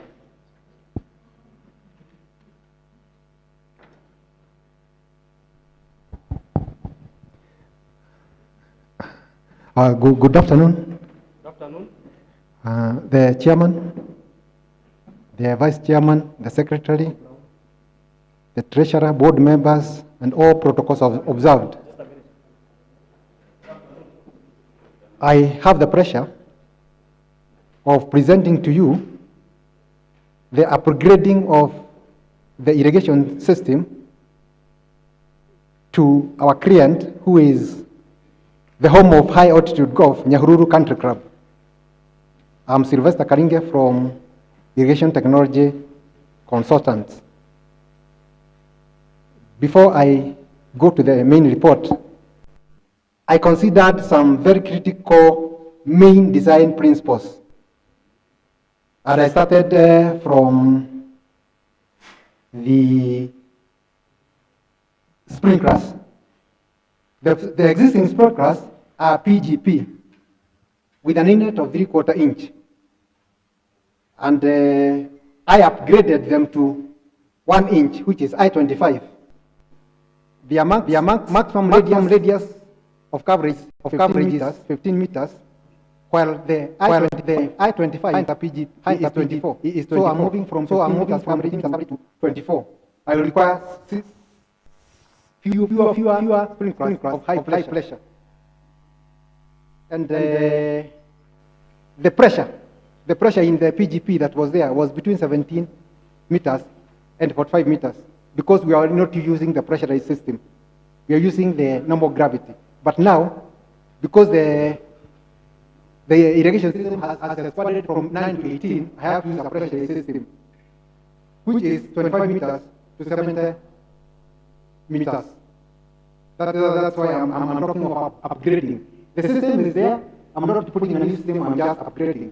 The other critical point I considered was the main pipeline. We have a main pipeline of 90 millimeters, that is 3 inches, which is of high pressure. Necessarily going to change that pipe. The budget, that is why I used the existing, that is why I used main line. Is that UH, the other thing is upper high rad 3, not lower high rad, not very dry area. So, irrigation is not full time. It's supplementary here. And to make sure that the size of the pump is not, again, very big, use that 3-inch pipe. You know, we're having 86 sprinklers. You can, using all of them at one time, they require a very big pipe. I did not change the pipe. So then again, the pump that I'm going to use is small. So that was my design principle. And I have to use this pump called hydroflow with variable frequency drive, such that when the manual gate is closed, it will close itself. When the other gate is closed, it will open itself and it will continue again. You know, with that, it will regulate itself and not, it will minimize the cost. Those are my main design principles. Okay, I had 4 options. The first option was the optimal option that is required. This is where you drill and equip a new borehole. Construct a 500-meter storage tank. And now, use the pipeline that is there and check the sprinklers. We check the sprinklers from PGP to I-25 at the pipes.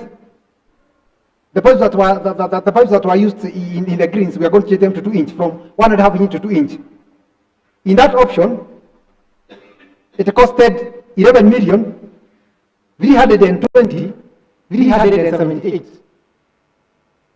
in that option. I have raised quotations from various companies for construction of the tank. Some costed 7 million, 6 million. The rest I got was 2.5 million. And I recommended we use that 2.5 million. It is there, all the contacts are there, and I have attached it in the report. I had a second option. The current borehole can be equipped with power backup. And we construct a smaller storage tank of 400 cubic meters. And then we again use a pump, 1,000, and a small tank, 400,000. Then the rest for the pipe and sprinklers. The total cost of the project was 178,000. That option. Now when I was going around, I found there are very many sources of water. The borehole, the roof catchment, we have dams. I took this one of utilizing the existing water plant that is around the road to Nyahururu. In that one, you only need some filtration of the water, install a pump to the pressurized system and the sprinklers. This one is costing 482,378,000. In this case, note that you irrigate for only 4 weeks, and the dam goes dry. And during the time we require irrigation, there is no rain. So I don't know how we will go again and get other waters for the dam. The last option is I do the tank, the 500 cubic meter tank. Then the pop-up sprinklers and the pump system remains the same. In this one, I'll leave you now know where to source the water.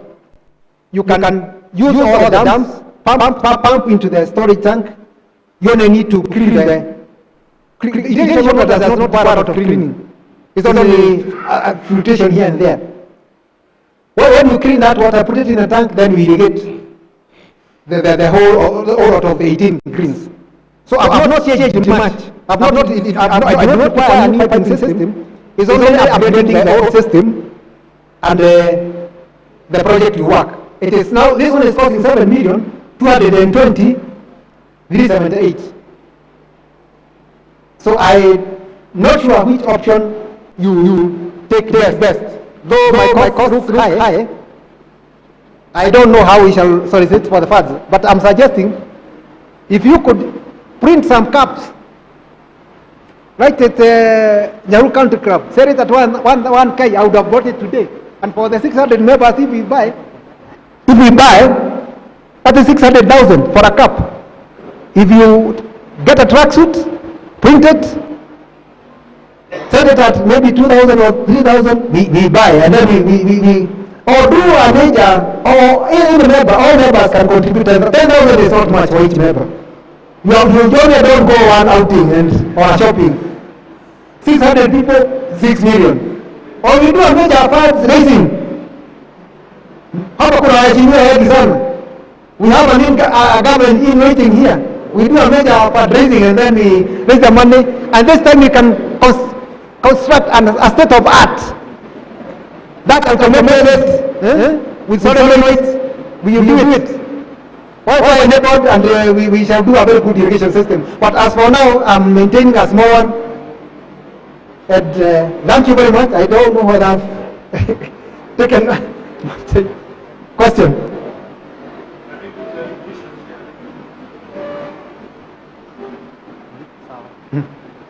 You have a pen. You'll have a pen. Do you have a pen? Yes. You take the issues they want to raise. Yes. So you are finished? I'm finished.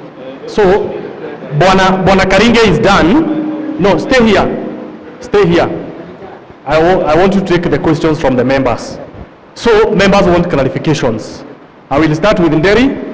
I will go to Munene. I will come to Ndegwa. I will take those three first. Nderi Ndiani? Okay. Thank you very much, Mr. Karinge. I have keenly listened to the three options that you have. The four options. I'm attracted to the second one, where you have said that we have the existing borehole. You know, you had the first option where you want to do a new borehole. I don't know what may have necessitated that, but I'm more interested in the second option, where you are saying that we can use the existing borehole, increase its capacity in terms of solar system, and that is the pumping capacity. The question is that water enough? Is the water, is the rich? Thank you, Honorable Deri.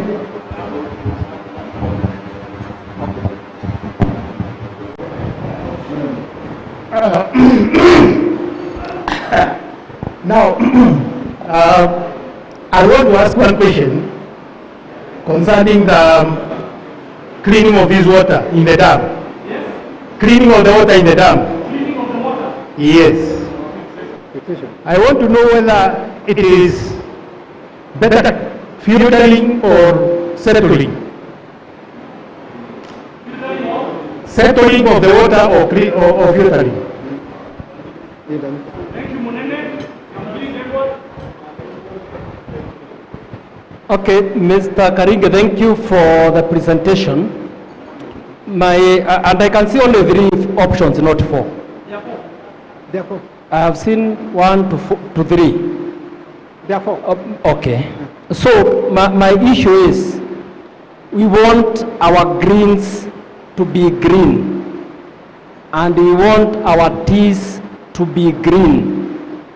With the first option, or the option of 4 million, are we going to ensure that all the places that need to be green are green across the year? Number 2, I would also want to know. Thank you so much. We can have those three for now, is it? So you can respond. Okay, thank you. Let me start with option on the existing borehole backup. The design is we install a solar system and buy batteries in a day. 2 greens per day without backup. So I don't know whether it can really help. But if you don't have any alternative, you will get 2 greens. And 2 greens within a week, you have gone out.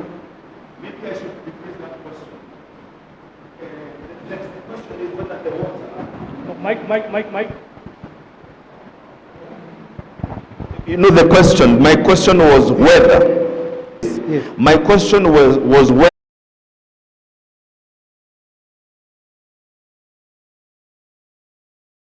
There are 2 ways of hybriding to avoid electricity charges. Most of the projects that use electricity have already all collapsed. That is why I was going to another solar cover. It's not here. Sorry. I understand. He's asking, we have a borehole. Yes. Can that borehole do... Depends on the radius. You mean, if you increase, during the day you are using the water elsewhere. So we use this to pump. If you try to use the borehole for the 18, it won't be enough. So even if we have a big tank... And we have 10 sprinklers, each carrying 3 cubic meters. It is getting out with that in an hour. And that is only 2 greens. If you go beyond that, things will... Yeah. Okay. Take water from the dam. That take water from the dam. That dam almost dries. We get the water from that dam. We harvest from the roof catchments. And if there is anything from the borehole, we can add. So the fourth option is the option that does not have an extra borehole. Yes. So if it has an extra, it is 7.2. Yes. So if it has an extra borehole, it goes to the first one of 11. Exactly. You go to 11 because of the solar system and the borehole. I only removed the BH there. Bwana Monene, cleaning. We are not settling like domestic water. We are screening. This is irrigation water. When you screen and you don't have debris, you don't have culling a lot of turbidity, it can work. So it's screening. We construct screens. And we use a submersible pump or a surface pump. You screen and then you pump the water. It's not dirty. But when you settle, you construct pods where it will settle and you do the other design things for removing all the dirt. It is expensive. That is for domestic water, not for irrigation. Irrigation, we don't do a lot of cleaning. Bwana Degwa.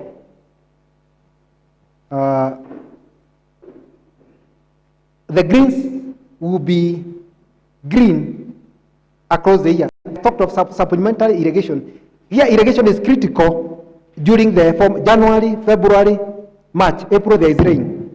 Again here, September, August, September, November there.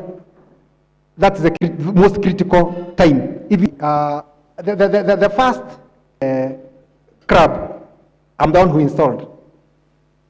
But a quick one, senior.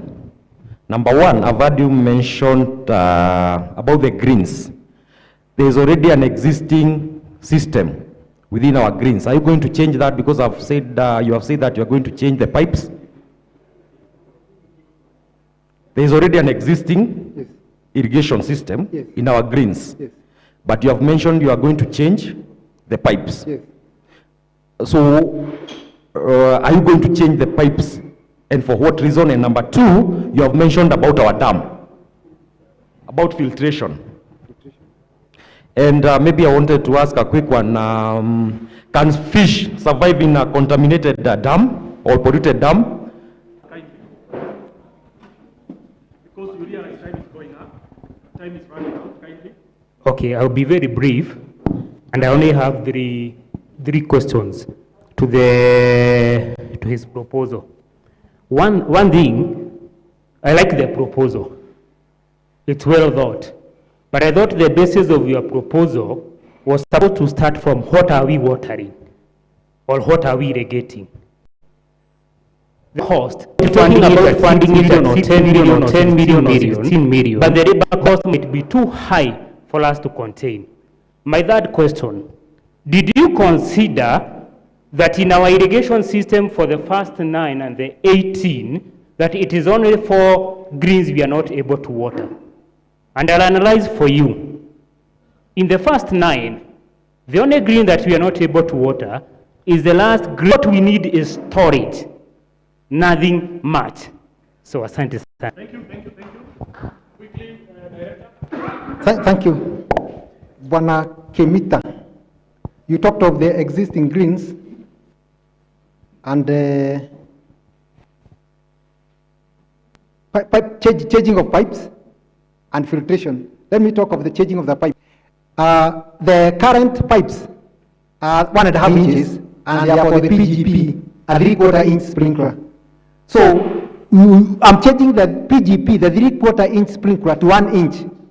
And I put it as 25 because of the radius of coverage and the pressure that is required. So I definitely have to change the pipe. And I insist, the pipe that must be put there because it's high pressure must have a 12.5 bar. It is the highest class of the pipe that is what you used to call class D, to start the pressure of the pump. So I'll change the pipes and put the filtration. You talked of fish and filtration. The water is not contaminated. I talked of screening through those screens and remove debris and other silt, so that when I insert the pump, I'll pump out the water. Bwana Dennis talked of Kikuyu grass, roots, and Bermuda grass. I'm not an engineers are not agronomists. So this one, I would seek clarification to know what. I only know that the roots go to 60 centimeters. Anything 60 centimeters at my irrigation water holding capacity, that's how I work out my water requirements. I have reached there in the agronomy, but now how Kikuyu grass and Bermuda grass differentiate in their perspiration and other things, I may not be very conversant, but if they are within the range of 60 centimeters, because that is the range that I'm going to wet with the water, I'll be comfortable. Labor and maintenance cost. The system is supposed to be very easy to operate. It's only during about one time in a year or 2 times we come and fresh. We fresh the system and do a few repairs. So twice in a year, we shall be able to maintain that system. And since we are the people, the person we prepared to work, it is true. But even the ones that are working are not working at optimal. They are using a gravity system. And there are many sprinklers, the wetting pattern, the whole thing does not look very okay. You realize the difference of coverage when you put the pressurized system and put the I-20 sprinklers. Thank you. Let's give it to him.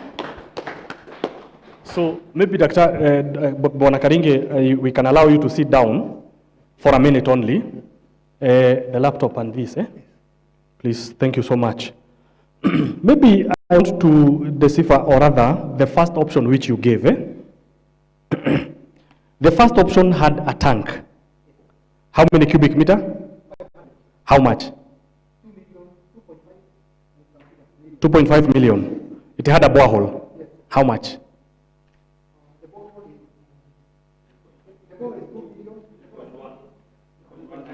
Including equipping. And this one has the piping and the solar, another solar system. So that is 11.3. Is it, that is the optimal option you gave us? So with this one, I want to ask you a very direct question in the presence of these people here.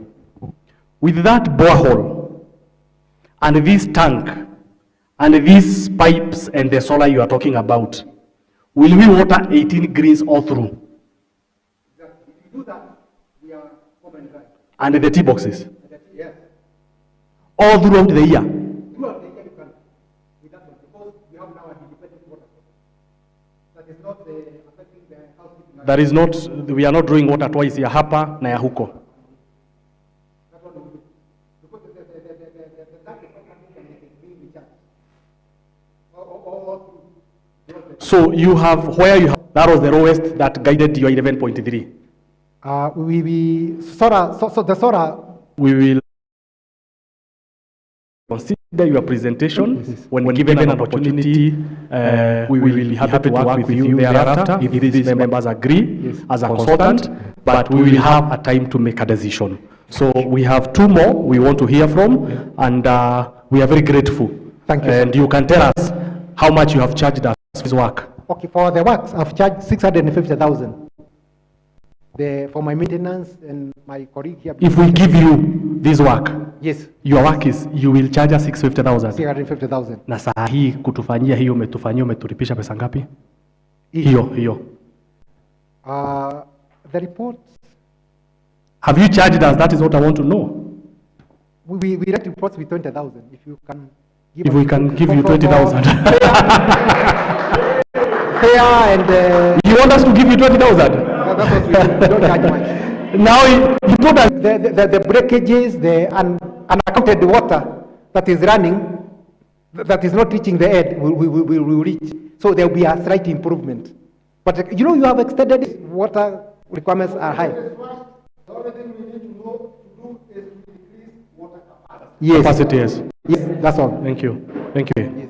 You have concentrated on the greens to engineer. Yes. Do we allow engineer to go? We communicate to engineer. Kwaheri sana. God bless you. We are grateful and we appreciate you. Give it to engineer. Hip hip. Hip hip. Hip hip. Thank you so much. Or rather, Njuguna is caught. We will discuss his request at the right forum. Who is this other person? Yes, Njoki? Yes. Dio.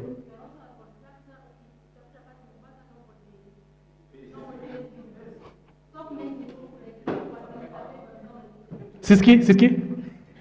Stop making.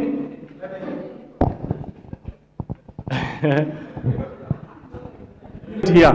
What I'm saying is, these people are looking for work. They are contractors, just like some of us, or most of us. They are not doing us any favor.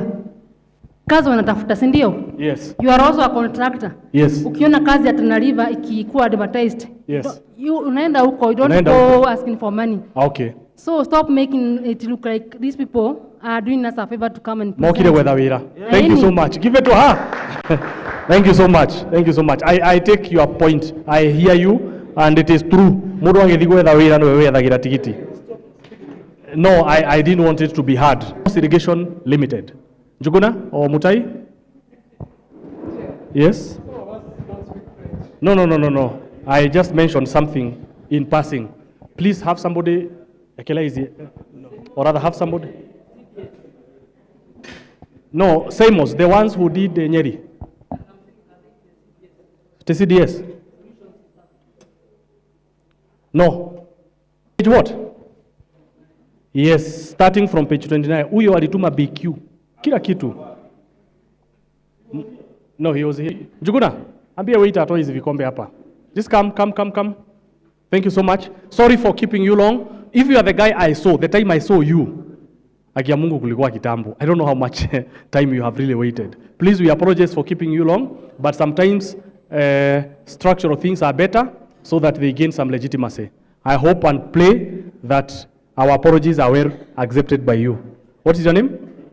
Karaoke. Edwin Kiarie, welcome to Nyahururu Country Club.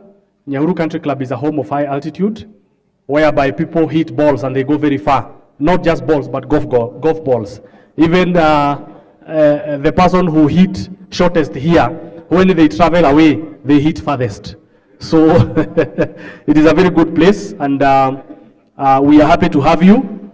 We appreciate that you have had time to come. Nasema hivi ndio ukuje hapa. Nataka ukuje hapa. This is where you shall be making your presentation. Do you need your laptop? Or you just need what? Kama uhitaji ni sawa. Whatever you need, come with it here. And please, honorable members of Nyahururu Country Club, those joining us online, we have Samos Irrigations Limited and work and the proposal. Asante sana bwana Edwin. Members, let's give it to Kiarie. Thank you so much. Good evening. Come from a company called Samos Turf and Golf Management. We were asked to come and do a survey on the golf course here. We did a small survey on what is probably recommended for the club and what would be best suited for the 18-hole golf course and betterment of the club. Enriching the club, giving the club the best turf to play with, also trying to also help with the revenue streams, which I've heard is a big thing for the club. So getting you to get more players playing golf, giving you a 365 golf course playability. As we did our survey, we found that we should think of doing a tank. We're thinking of 350 cubic being the minimum, but would recommend a 500 cubic tank. That would be the first recommendation we'd have for the club, having a storage tank. From there, we want to move on to a pump system for the club that will be able to reticulate the water across the golf course. If we go to the documents you are given, we have a map at the back that shows the drawing.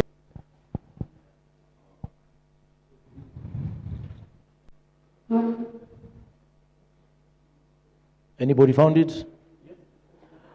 Okay, so yeah, so as we're talking about putting in the tank, would prefer to put the tank as close to the clubhouse as possible. Also for security reasons, it's an investment to the club. And also we found that it's one of the highest points on the golf course. So that will be very important for us. And also we found the power here to pull the three-phase from the highway or the club would be very efficient, because that's also a cost when we're putting in the pump. So that's something that we should think of as we are doing the irrigation system.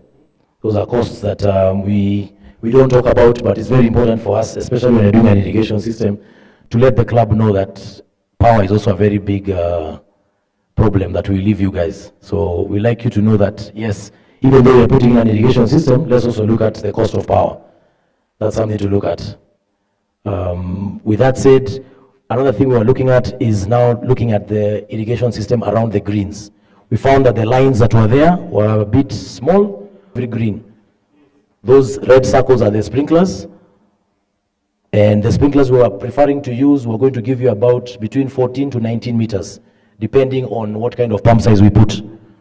So what we were looking at doing, I know we did not want to talk about fairway irrigation, but in my design I wanted to make sure that the front of the greens, give an example of hole number 18, would put 2 sprinklers facing the fairway. So you'd also get some irrigation done on the fairways. So we'd make sure when we are designing the system that also we also give you another 14, 15 meters onto your fairways of irrigation to make it better playable. There are some greens I saw that were much bigger, so we had recommended 4 sprinklers. So that also will help you also with a bit of irrigation around the area. Also, we thought of doing the irrigation on the tee boxes, and if we're able to service them, because we found they had a lot of silt, if we're able to service them, we can actually save them and salvage them for the tee boxes. So that's a savings to the club. With that, we come down to now the existing greens and the lines. So we'd also want to put lines to the tee boxes. I would like to just talk quickly about some figures. Page 29 of your documents. I just want to rush down through some numbers.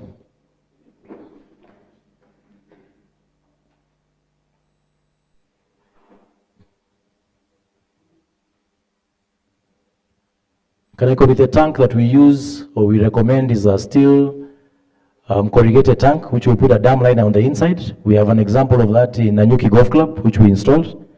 There's also one we installed in Thika Sports Club. The same company has done irrigation tanks in Nyahururu Golf Club. We have the same,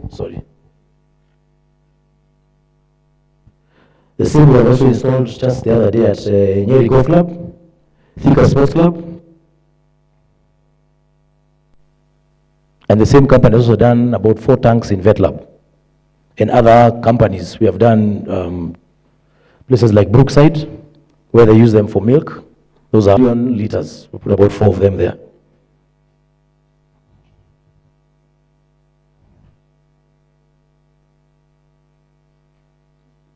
So for the tanks we were recommending, we were thinking of 350 cubic, which will go for about 1.5 million. But we also have to build the base for it, because this is a tank that has to be built from scratch. So the base, 350 cubic. But we would recommend if we go, even if you want to go further up, because the price difference is not much. But yes, we are putting in our... Your analysis, if I'm wrong, correct.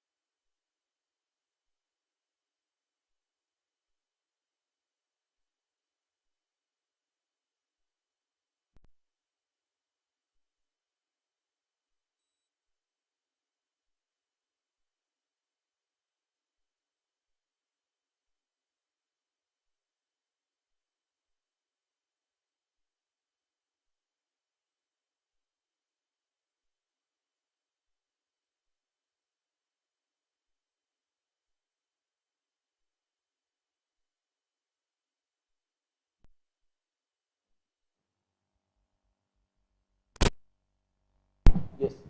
Go ahead. Just a clarification. In this figure, have you factored in the existing irrigation system in place? Yes, we have. Sorry, yes, we have. What we did is just factored in now, putting in the T-box irrigations and the fairways. So that's an additional piping we were thinking of putting. But as I was made to understand is that we're only doing greens. So what I had factored in was the longevity of the irrigation system, that we put in a system where you don't have to go again and start digging up the ground. But if we're only considering T-boxes and greens, definitely that's something we can minus from the BQ. But yes, your existing lines are in place. You have the right side. They have the main lines are good sizes. What we're finding an issue is the ones going to the greens. Yes, I have listened to you, and I have also gotten the fact that you have got a lot of experience in this matter, irrigation, having done, the Kananyuki Vet Lab and what have you. But this question of water sufficiency, I still don't understand how you came in, you are not able to check, at least get information regarding the borehole. And number two, I would want you to tell us whether the water that is in our dams, whether it's water sufficient enough to be able to do the 18 holes across the whole year. Point number two is with regard to the powerhouse, the pumping, pump house, so to speak.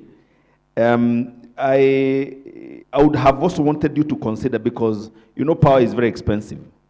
And when you put a system that is be powered from KPLC, it's going to be very expensive for us. We would rather even spend money in the solar system, buying batteries and what have you, to store that power. The initial cost may be high, but it's worth it over the long period of time. So, you are in your own estimation, what would that cost for us for a year in terms of Kenya Power if you were to pump that water? And the other question is, you do propose that we have the tank here. Yes. So the water will be pumped from down there to here so that it can spread yes. to other areas. So yes. answer me the question of sufficiency of that water. Yes. And if you were to remove what you had captured here in terms of irrigation in the course, yes. what would this come to? Okay, let's start with the water sufficiency. So yes, the dams, I believe you would have about 10 million liters of water, which is about 10,000 cubic. Over the year, yes, thinking of rain and everything, that should be sufficient. The tank that we are putting in is only 500 cubic. If we do the calculation of, let's say, Kikuyu grass per square meter requires about 20 liters of water per square meter. That is now when at the best, talking about, let's say, a football stadium. We do not need that kind of coverage full time, because we understand the temperatures and where we are in the world, or rather in Kenya. So with the sufficiency of the water, yes, the tank will be sufficient, but we shall still have to replenish it probably every 2 days, because you guys are favored by weather that you do not need to irrigate every day. There may be a few times in the year, maybe between December and March, that you might be required to irrigate every day. But still, we're talking about, if we have the right sprinklers, we're talking about we can cut your irrigation time down to 15 minutes or 25 minutes with the right sprinklers in place and the right pipes. So we're able to put enough water very fast on the ground. So you can imagine now doing that over 18 holes. How long are we talking about our irrigation cycle would be? If we say we're talking about 20 minutes multiplied by 18. So that's what we're talking about. It would be the irrigation period, probably about 1.5 hours to 2 hours. We can have the whole golf course, or rather all the greens irrigated, which is very good compared to now what we have right now. And we talk about now, with a good system, we can actually now bring that down to even less, where we're able to push enough water where we can irrigate 3 to 4 holes at the same time. According now, we can now group them into different batches. We can break it down to either every 3 holes. If you have a very big system, every 6 holes. But I would recommend every 3 holes, because also as you're pushing a lot of water, you can have a few leakages, and it can be very damaging to the golf course. With the pump house, I understand what you're talking about, the power. Yes, we would like to use as much solar as we can. So we thought of the solar being used to replenish the tanks. But if pumping out would be hard unless we are going to do that during the day. Because solar, if yes, we harness, it is possible. Currently, we are looking at a system which is, at Nyeri Golf Club, we're looking at, it's about almost 5 shillings. That's the initial cost. But they're thinking of doing it partially where the clubhouse is run daily fully on solar. So that cost now moves to the golf course and not to the clubhouse, and you end up have 2 bills of power in a day.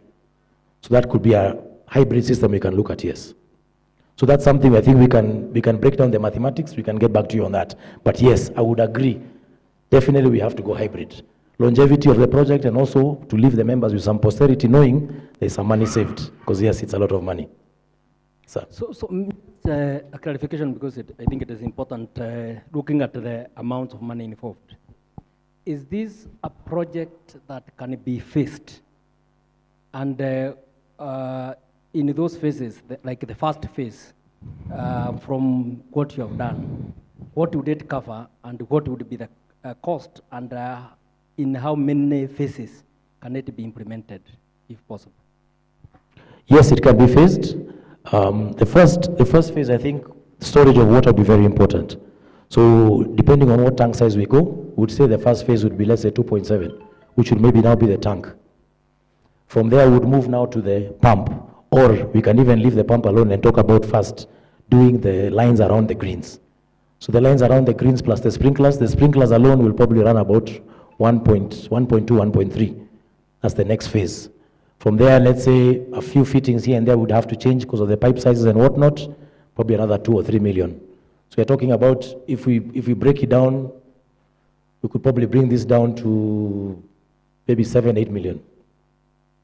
But yes, it can be phased, and I would believe that's the right way to go about it, because yes, it's a very expensive project, taking it head on. If we're able to break it up, because those are things that we also recommend with the client, because you are putting out a lot of money. The biggest thing would be putting in the tank. And if we make sure to think about how we can put a storage that can benefit everybody and not just the golf course.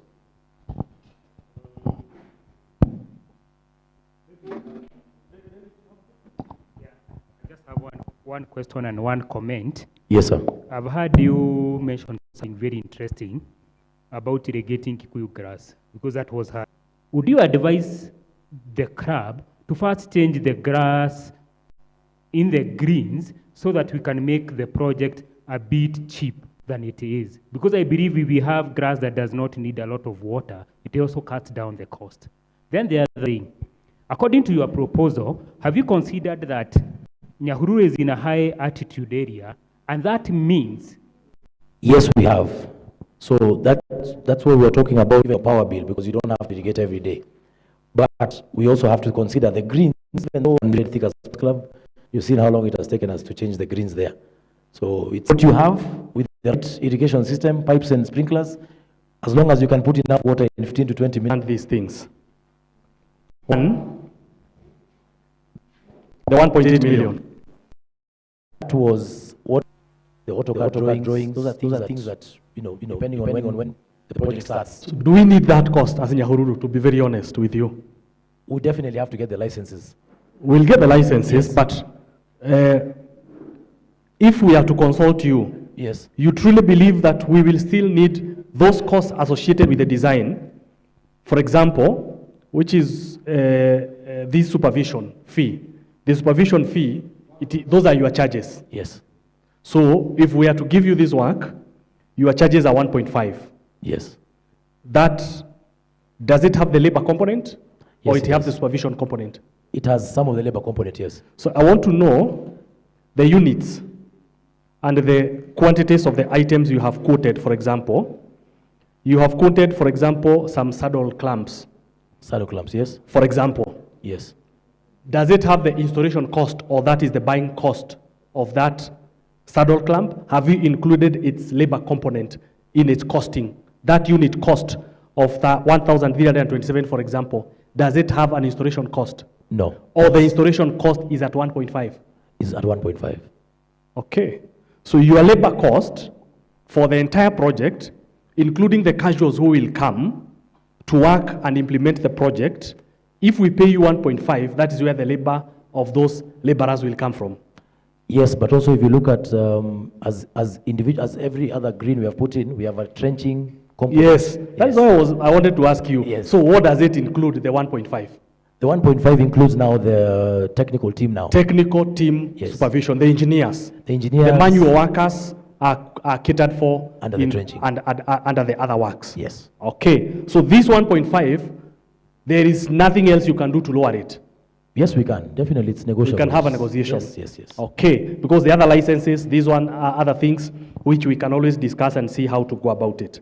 Yes. Another question. When we talk about your preliminaries, or rather your mains and the reservoir pumping, the hugest figure here, the 9.5 million. That 9.5 million, you have considered a system whereby we have mains running in all fairways. Yes. Such that if we were to do irrigation of the fairways, these mains will irrigate the fairways. Yes. Yes.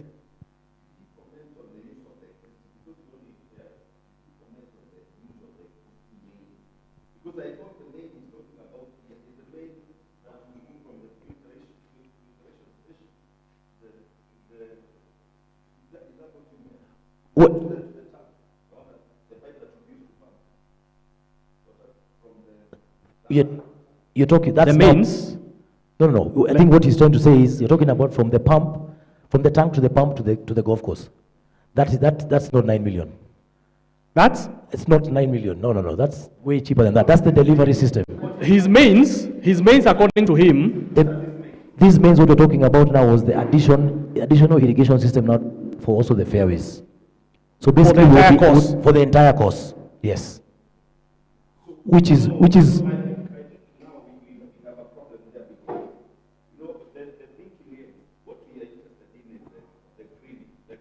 yes. Yes.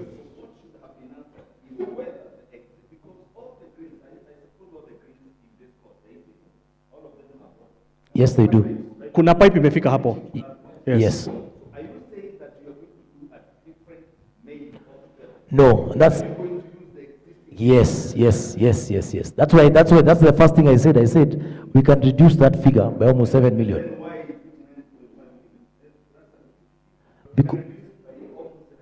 Exactly. That's what I said. That's exactly the first thing I said.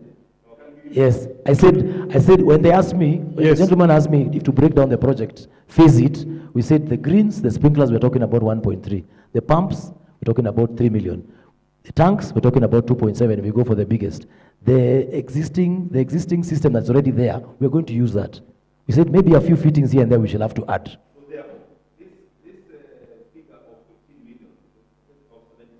Yes. Yes. Almost 8 million. 8 million. 8 million. Yes, because I had factored in, what I was trying to say is, I just brought a proposal to the club.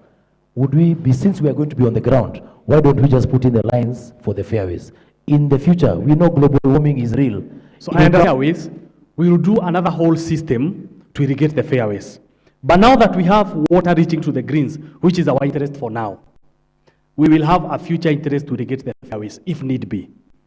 With the lines already getting to the greens which you have today, your cost now, is... It's the proper figures done. But because I'm the one who did the figures, I kind of know of what costs we're talking about the main lines. Because I think in all irrigation systems, the bigger the pipe, whatever pipe you have, the more expensive they are. And those are the most expensive pipes because we're talking about 160 mm. So we're talking about almost an 8-inch pipe, which is HDP, which is very expensive, and the fittings. Yes. So yes, that I don't want to say I'm right, but yes, definitely reduce the figures a lot, substantially. Because I know what it means to do an irrigation system, and we know. Thank you. Let me finish and get German. Yes. Now, I want to come now to the tank. Yes, sir. You said if we do a 350 cubic meter water tank, so if we do the base of 1.5, what is the cost of the base? The base is 500, about 500,000. Yes. So this cost of 1.5 rises to 2.7. 2.7. Oh, sorry. So if this is 2.7, we'll have the tank design, or in this costing analysis, is that at that time, water from the dam to here, is it because this borehole is not enough, and even if it's not enough, whatever another borehole is done, how much and which is the best option.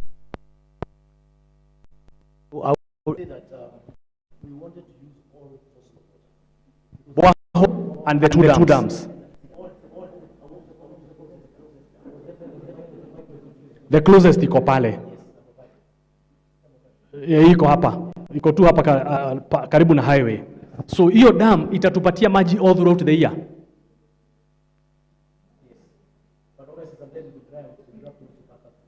Borehole, which borehole? It is 12, of course we draw 70%. That is many hours. So we will still supplement with that. We still, even if we have another borehole, tutatoa maji huko chini na tutoe maji pale.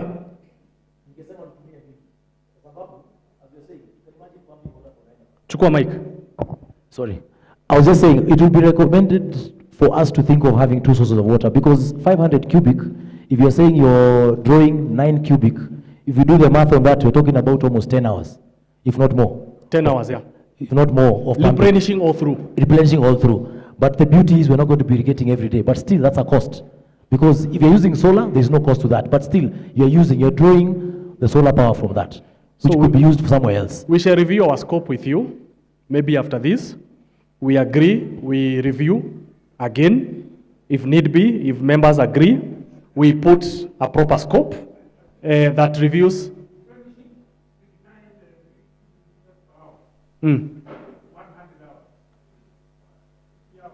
Yes.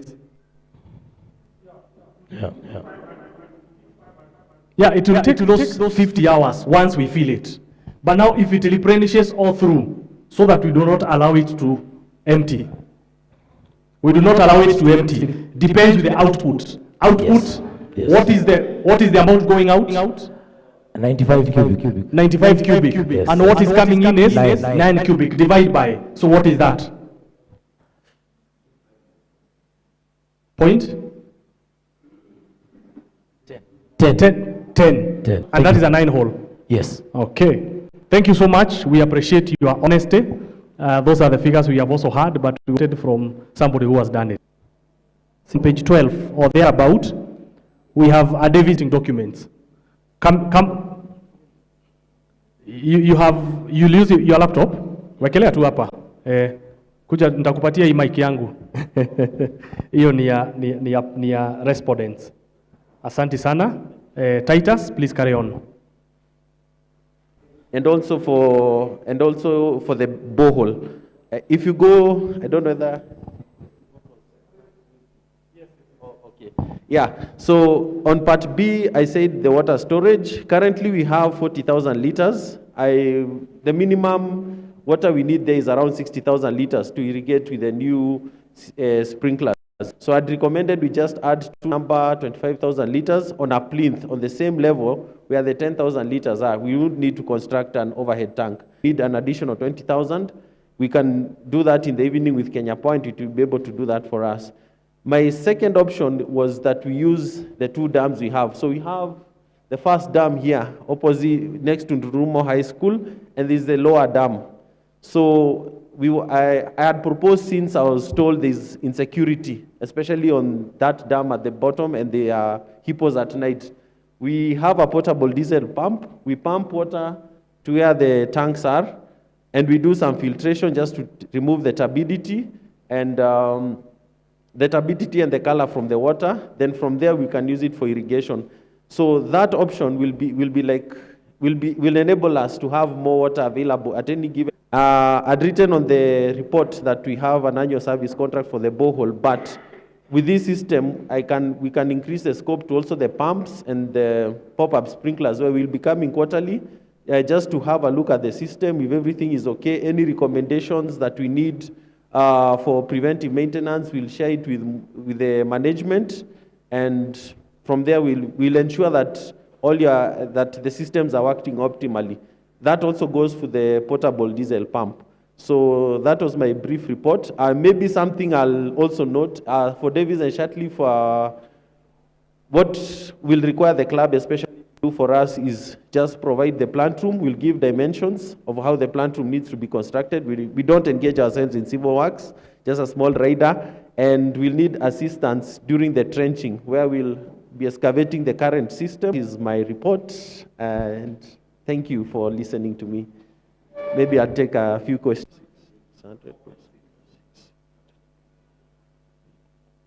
Yeah, it's coming to 4 million plus, just a minute. For service contract charge of 35,000 plus VAT. Yes. Thank you.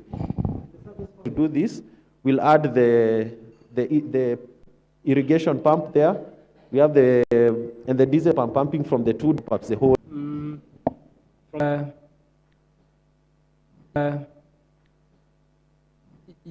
The accumulate, the crab will still be required to provide for three-phase power to the borehole. What would you estimate would be the cost of the three-phase, that one the Kenya Power will do? What you need to be done in terms of civil works? What is your estimation, the cost? Much, I think you have asked one of the questions that I wanted to ask him. And I'm really concerned with the question of the water storage that you have proposed. You have proposed, has asked. Power. So during the day, to give a costing for that, I can give both costings. So, but for the grid tie, I'll need to talk to, I think, Mutai, the manager, so that he gives me an average of your power bill, so that I'm able to quote that. Yes. Very well. Thank you so much.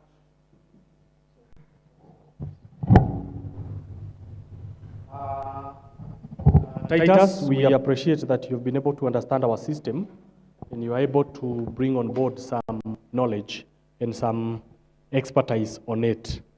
So another question is the source of water. What is the source of water for you? Is the mic? I can start up, right? Yes, yeah, that one. Yes, I'm using the borehole as my primary source. Which borehole? The borehole currently installed. Usage of the two dams is in future we may want to irrigate other areas other than the greens. So we also have those dams to give us more water at a very short time. So when you say like we use that dam, that cubic meter, in how many hours? 6 hours. Hapa ile iko pale zote to integrate zikuwe na one inlet and one outlet. I'm only taking care of the ones there at the. There's the raised. Zile high level. Oh, ziko pale. Isawa. Yes, only those ones. Na hizo ziko kwa plinth. So we have 2 up and 2 down. Yes. 10, 40,000. Then we add 2 more of 25,000. That's around 50,000 liter storage. Because in the market, I think currently what we 90,000. 90, yes. Sorry, yes. 90,000. Thank you, Titus. Any other question? I believe I've been able to ask follow-up questions that I wanted to ask from him, and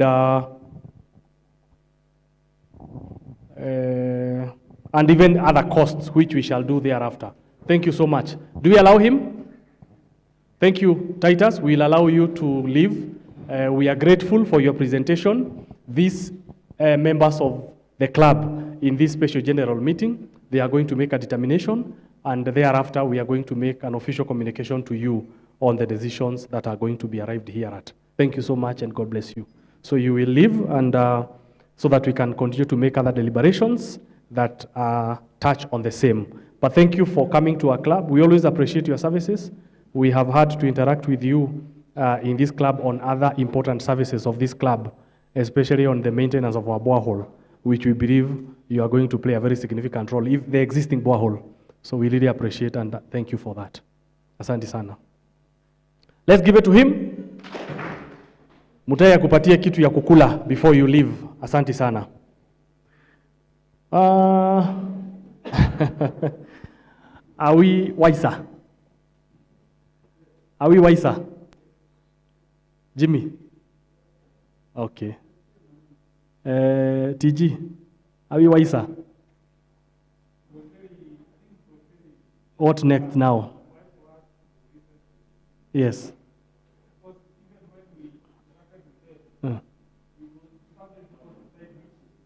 Yes. Correct. So what next? What should we do in this meeting in the next 20 minutes? I'm not saying I don't know what should happen. I'm not saying that I do not know what should happen. I just want us to build consensus because we are hungry. We need to eat. So what next from the hearing? Says presentation for consideration. That is the scope.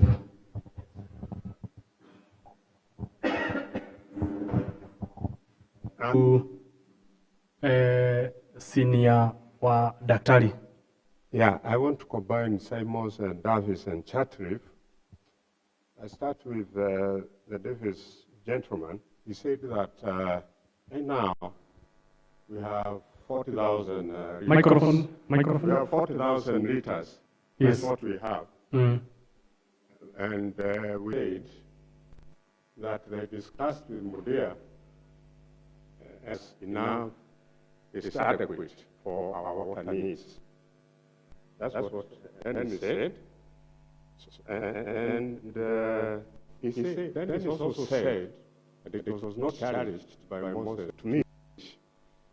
And then irrigating the 4 boreholes which are not being irrigated right now.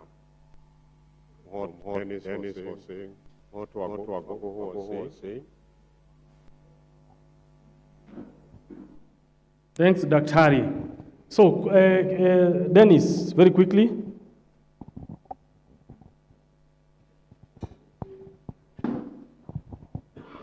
Thank you, Chairman. Just to sum it up all and answer your question, do we need it for consideration? After listening to all the suppliers, after they were presenting, there are 3 issues that have come up. What are our needs? Our needs is storage, pressure, and sprinklers. Do we have such that is existing? Yes.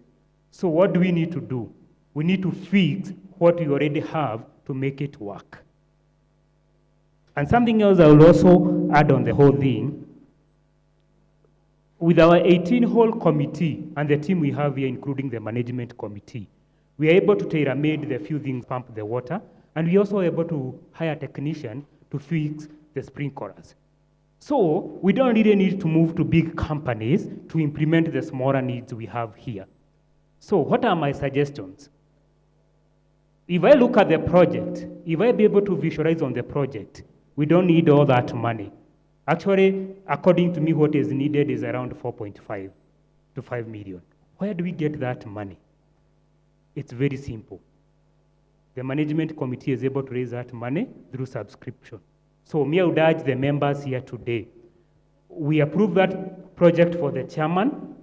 He can use the subscription fee without digging back to our pocket, and he's even able to finish these other underlying projects here. We have the sports bar, we have the 18-hole, and even so other many projects that are lying behind, he is able to complete. So let's approve this project to the chairman, let him use the subscription, and then now clear the other projects that are pending. Asante. Dennis. Okay, Deli Deani.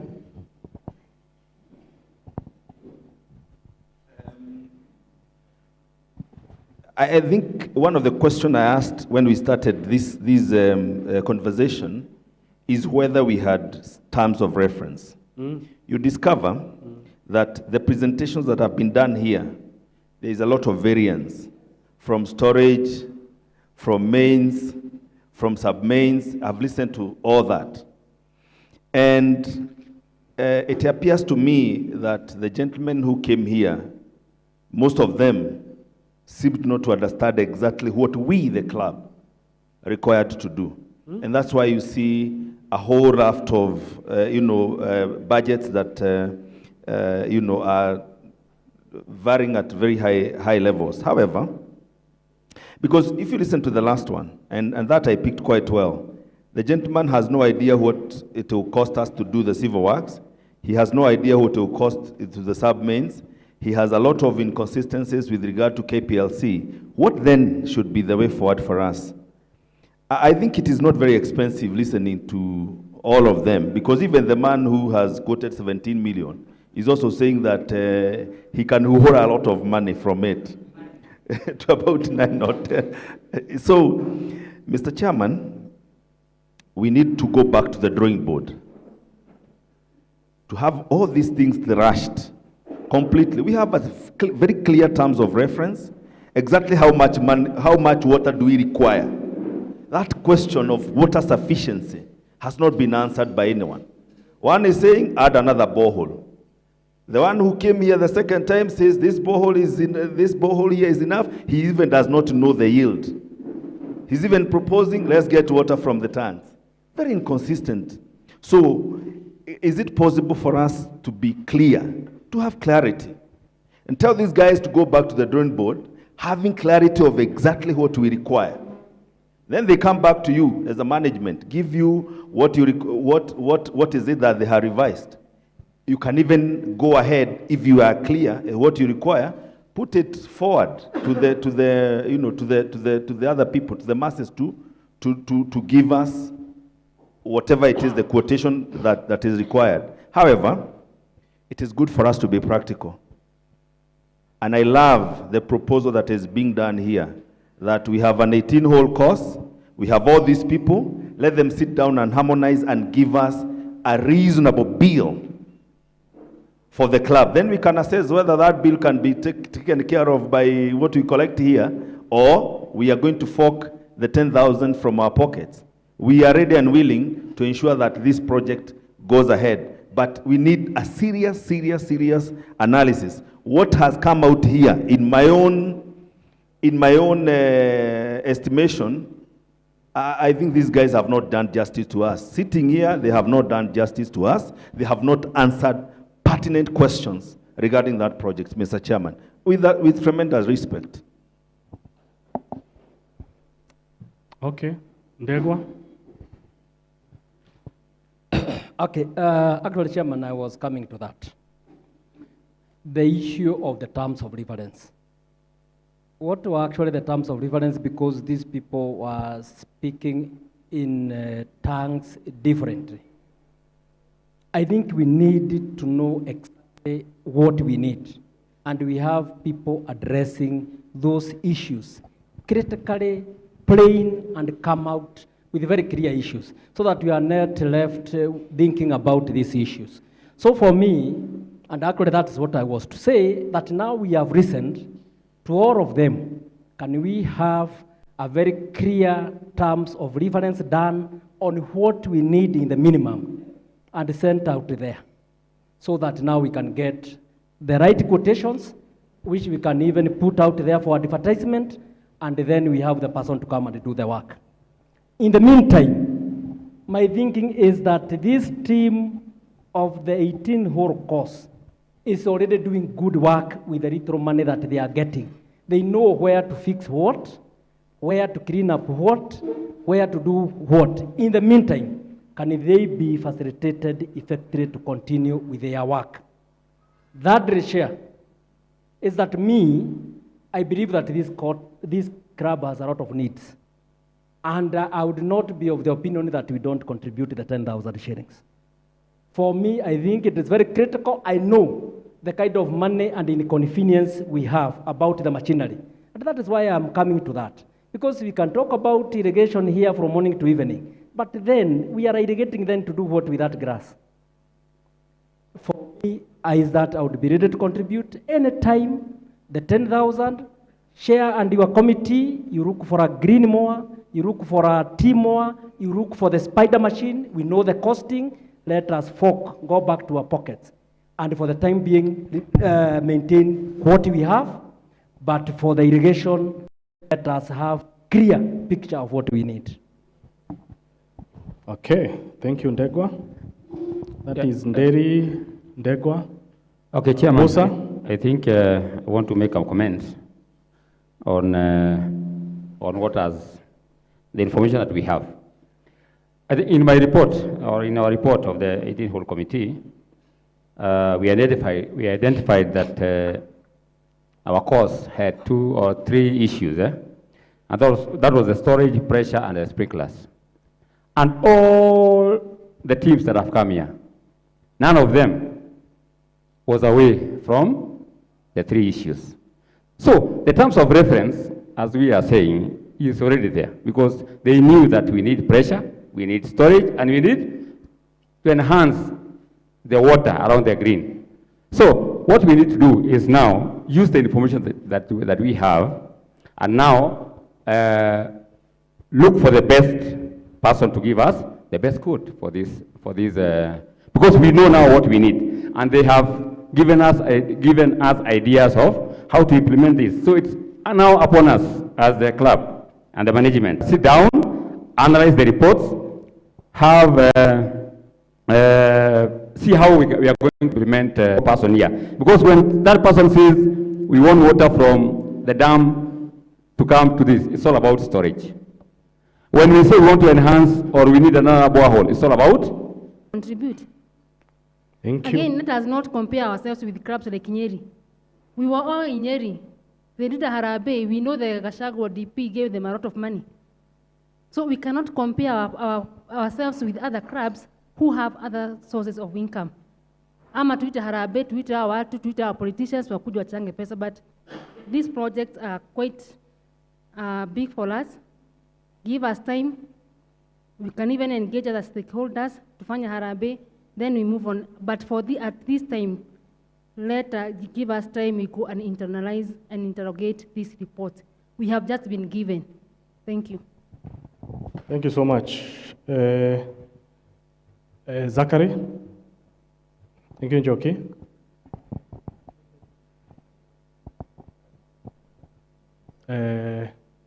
Zachary, Brown, and Kehage.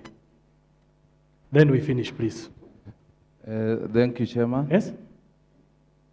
No, nimesema. Zachary, yourself, and then Kehage. For 2 months that we did irrigation. Yes. In the course, I've not had anybody talk about it. The old course, no matter how much we irrigate it, I'm not seeing any change that will take effect. Because of why? The old course was over-compacted.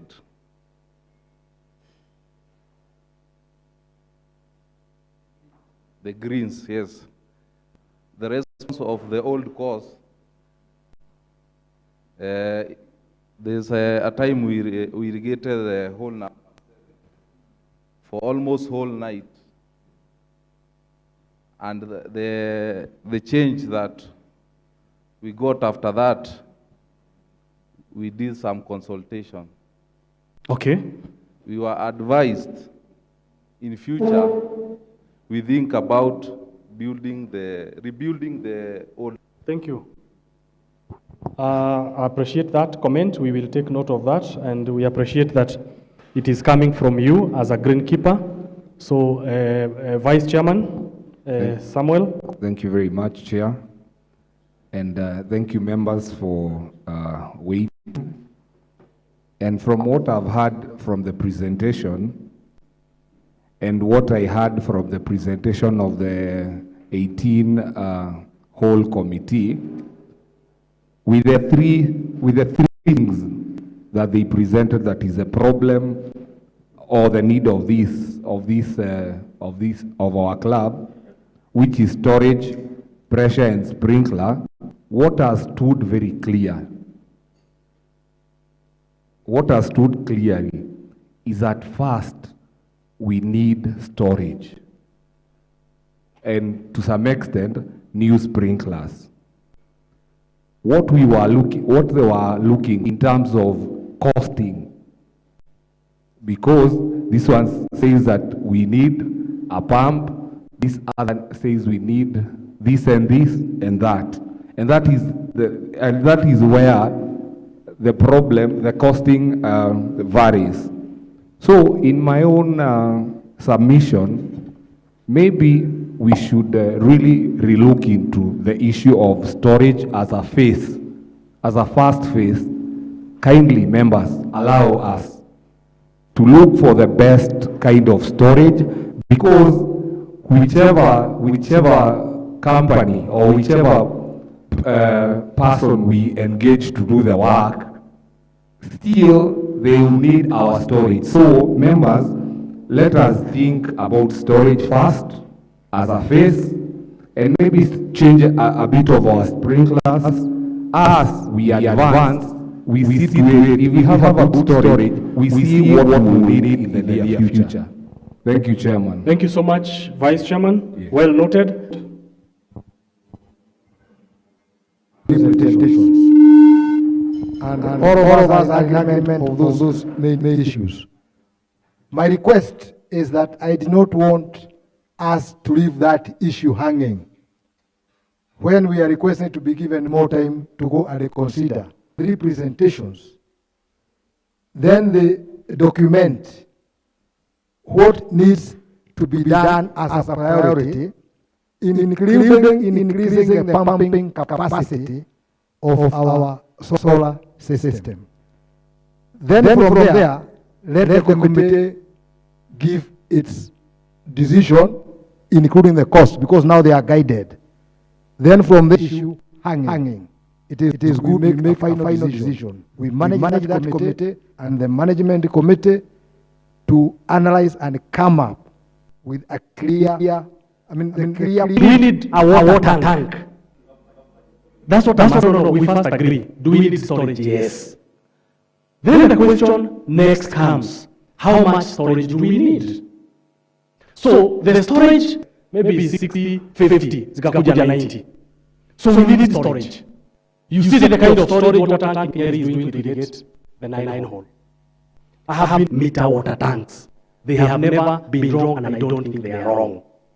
A new one. I believe most of you have played Vet Lab, have seen it. They have now done a 500 cubic meter water tank. As a water to agree. The next board will come here. The next management board. Kama sisi tutaweza manage kutengeneza tank. Hiyo management ingine itakuja kuuliza what is the source? What is the source? Is it the dams? Is it the borehole? Or what is the source of water? How do we take that water down? Oh, sorry, what can we start with? The first thing is storage. Then we ask ourselves, what is the source? Pump machinery is the new problem in this club. How do we deal with it? So that we can intandemly go together. I am seeking that members you allow us, and I am putting to you as your leader, allow us to do, or allow this club, Nyahururu Country Club, to start the project of irrigation by doing a storage of 500 cubic meter water tank. The next time we come here, next AGM, we decide what is the source. Tukue na a professional report.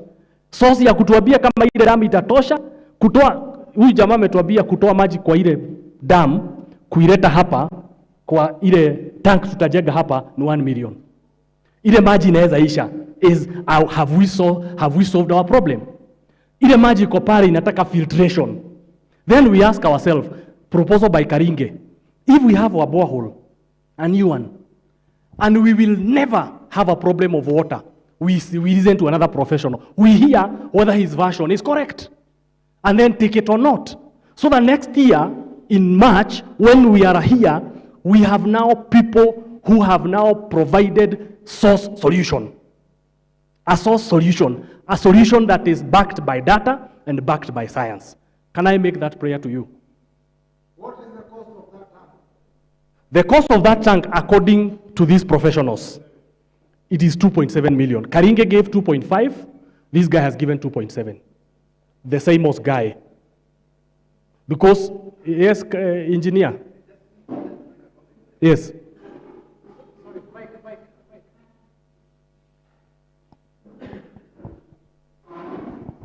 Yeah, asante. Mimi nikiangalia, naona the problem is, we didn't have a reference point. That is the document. Eka mic kwa mdomo. Nasema, hatukuwa na document. Yes. Reference point. Yes. So ni kama tutahaa watu, tukawafanyia test, na hatuna marking scheme. So let us break down the works in terms of priority. Like now, you cannot plan for a big storage tank, and then you have not addressed the issue of the source, as we are saying. And then we cannot expect the correct answer from these people. That's why I'm saying we need a document, and then maybe you do a bit of consultation for costing. You get my point? We will get people and to then quote. There was another question which came up. When we are doing the project, will it be done through tendering process? Yes. Yeah. It shall be competitive. But let us have a firm document and prioritize.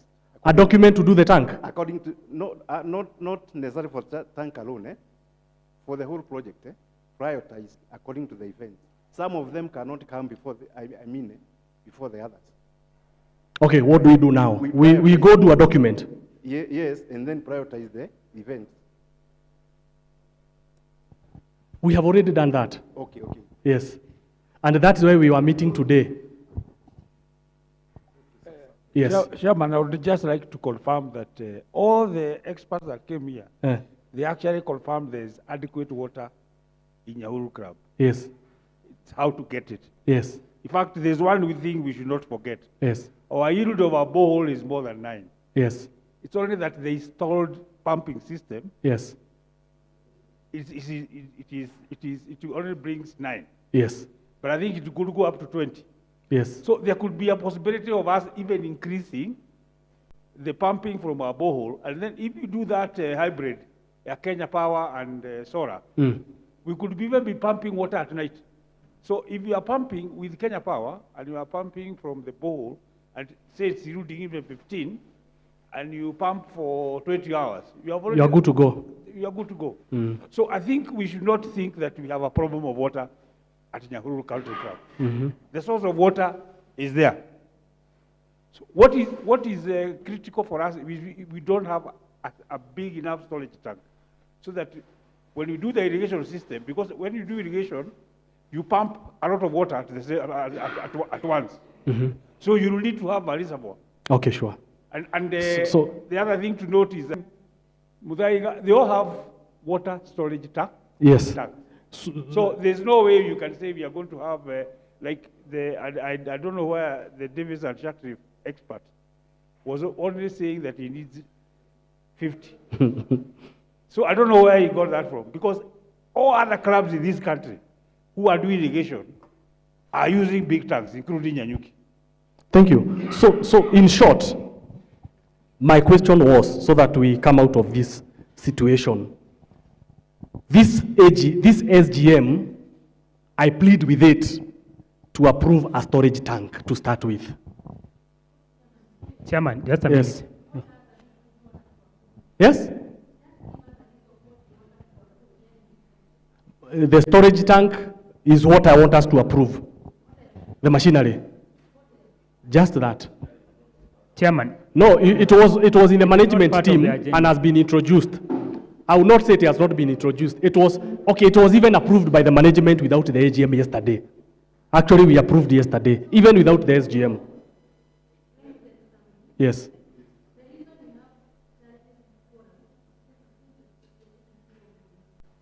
But I have given everybody to speak.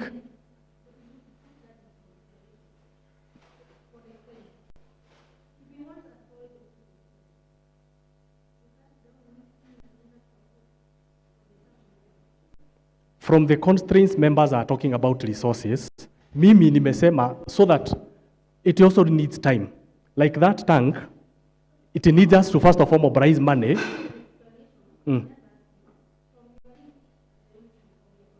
Okay. We need the tank and the source of money. We need the tank and the source of water and the money. From what I have reasoned from the members, we face the project.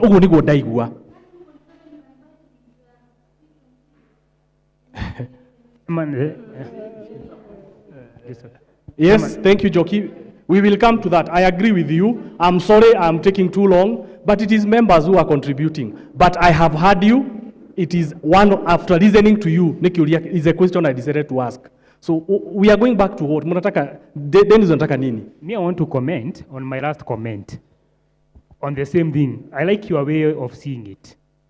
We start with the tank, then from there we can handle the other issue. Yes. This tank needs a maximum around 2.7 million. Yes. That is not a decision that really needs for us to be in an SGM. the management committee can do that from the subscription.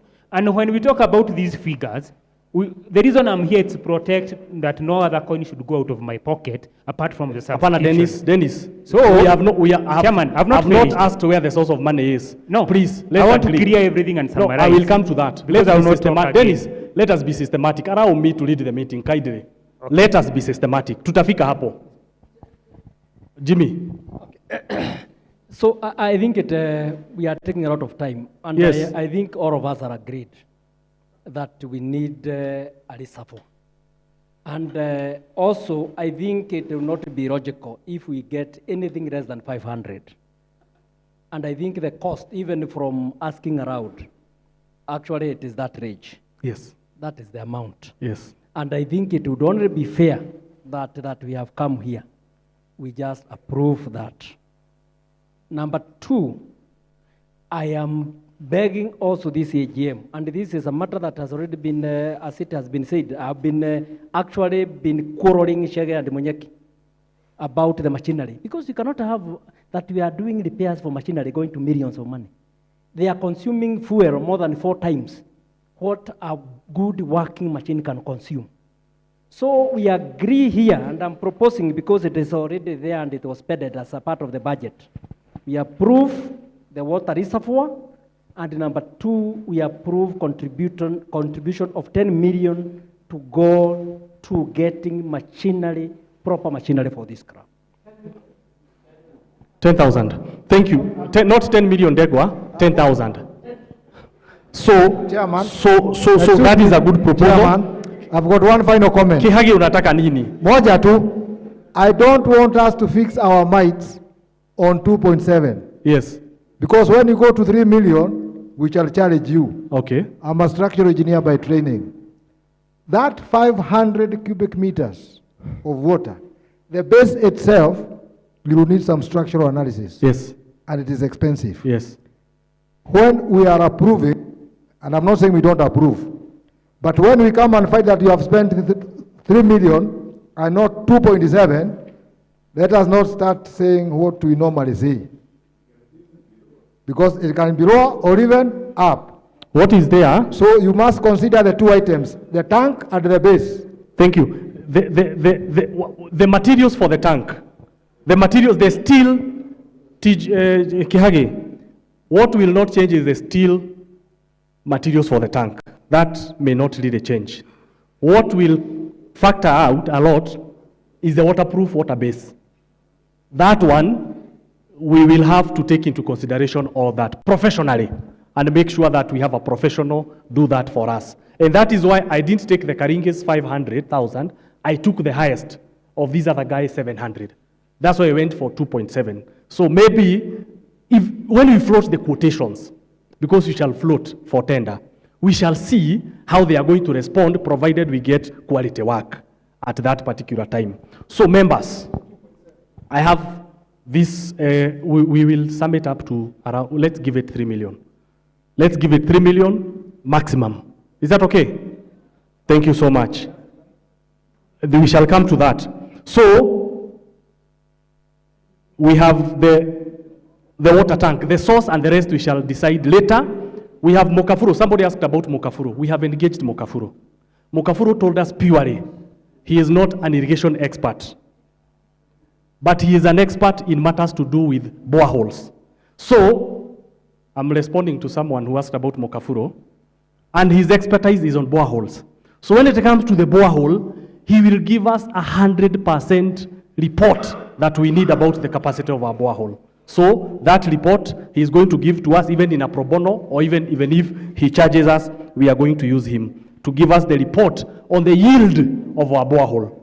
There was a guy, this Davis, who wants to do also a report of what the capacity of our borehole is, so that we don't, hii maneno ya kusema ni 9 cubic meter, wengine wanasema ni 15, tukue clear what, hata Mokafuru akifanya independently na Davis wafanya independently, hata kama watatulipisha whatever money it is, tujue yield ya borehole yetu ni gani. Tuache kuongea mambo ya kujiba borehole ingine while we have one can do 20 cubic meter. Is that so? Thank you so much. So therefore, let us be clear in our mind. We are looking for 3 million to do the storage tank, and we are looking for money to do the machinery. The machinery that includes, hii machine ya green inaitwa aje, TG? Green mower. Machine ya kukata fairway hii yenye imeharibika.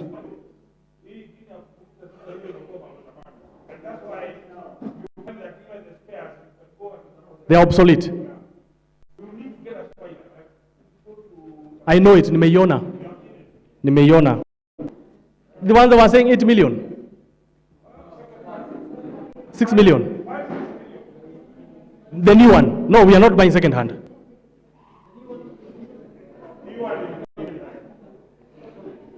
We called somewhere, I was said is 8 million. I don't know. We shall discuss that at the right time. We'll know, and then we shall inform members. We do market say, we post. And we post and tell members these machines are costing this amount of money. And therefore, the question of pressure and the question of sprinklers, hata pesa kidogo kidogo ile tunokota hapo Wamithi, if we receive sprinklers, we don't need members to approve here. We can decide whatever correct size of sprinklers can be done. Then we buy, provided we consult and ask the professionals. Hiyo ni kitu inaweza fanyika.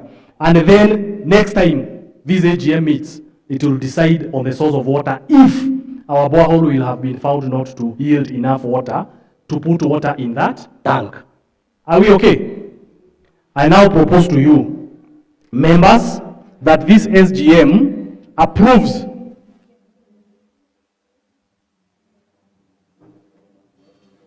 No, we have not. Irene is asking about the source of power, the hybrid source of power. Hiyo ni mwisho kabisa. Wakati itafika sasa ni kuweka maji kwa tank. Hata hatujafika hapo, hata hiyo AGM ingine ndio ita decide. Kwa sababu hii maneno ni polepole, si ndio?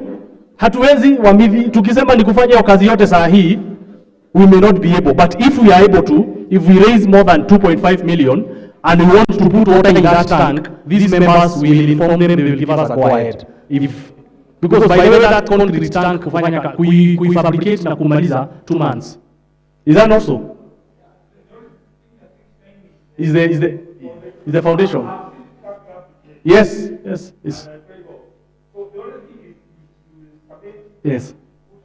Yes.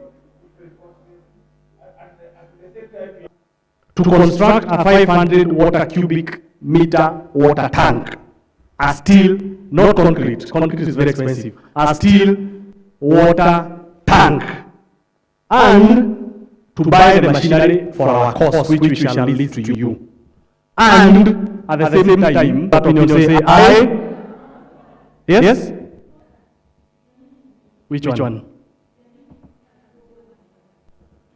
Tumesema the issue of development, SGM, there are limited issues. It is not in the agenda. Sawa Joki, thank you so much. So you cannot tell us to vote on an issue that you have not discussed and is not part of the agenda. Thank you. Thank you so much. Actually, that one you have reminded me. Those who agree that this club needs new machinery that we need to procure, after we inform you what are the costings and we get a green light from you, those of that opinion say aye. Thank you so much. And those of us who ratify that we now embark on the payment of 10,000 development levy say aye. No, I want the Vice Chairman to lead the meeting from now here. Okay. Because we are approving these things and we support when the positive things are happening in this crowd. Okay. And maybe Chair, we would not be going to a very big length to even look for this money. Now, and I'm saying this because of simple things, because it is important, it's budget. That is because that is why you fight here. Nothing happens on the golf arena. If what the surplus the club makes, I don't know what the treasurer does when looking at the constitution and have it about any money coming everywhere. So as we support, sometimes we are going out of our way, and it is very painful. I appreciate you for that. Because we mean where of this club. But when we see things done in a haphazard, and when nothing is transparent, when everything is opaque, that is why you might think we don't support. But we support, but we want accountability, we want transparency, and we want people holding offices and taking those offices very seriously. Thank you, Degwa. You are the biggest supporter. And I told you, I like you because you speak your mind. And it is the best way to go about it. And the beauty is that we never disagree.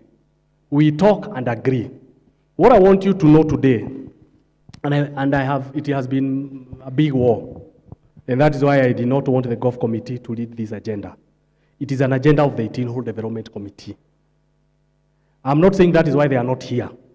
But until that course is complete and handed over to them, it is not their responsibility. It is the 18-hole Development Committee and the Management Committee. Those are the issues of golf, are issues we are trying to handle here and there. Don't give up. Don't give up.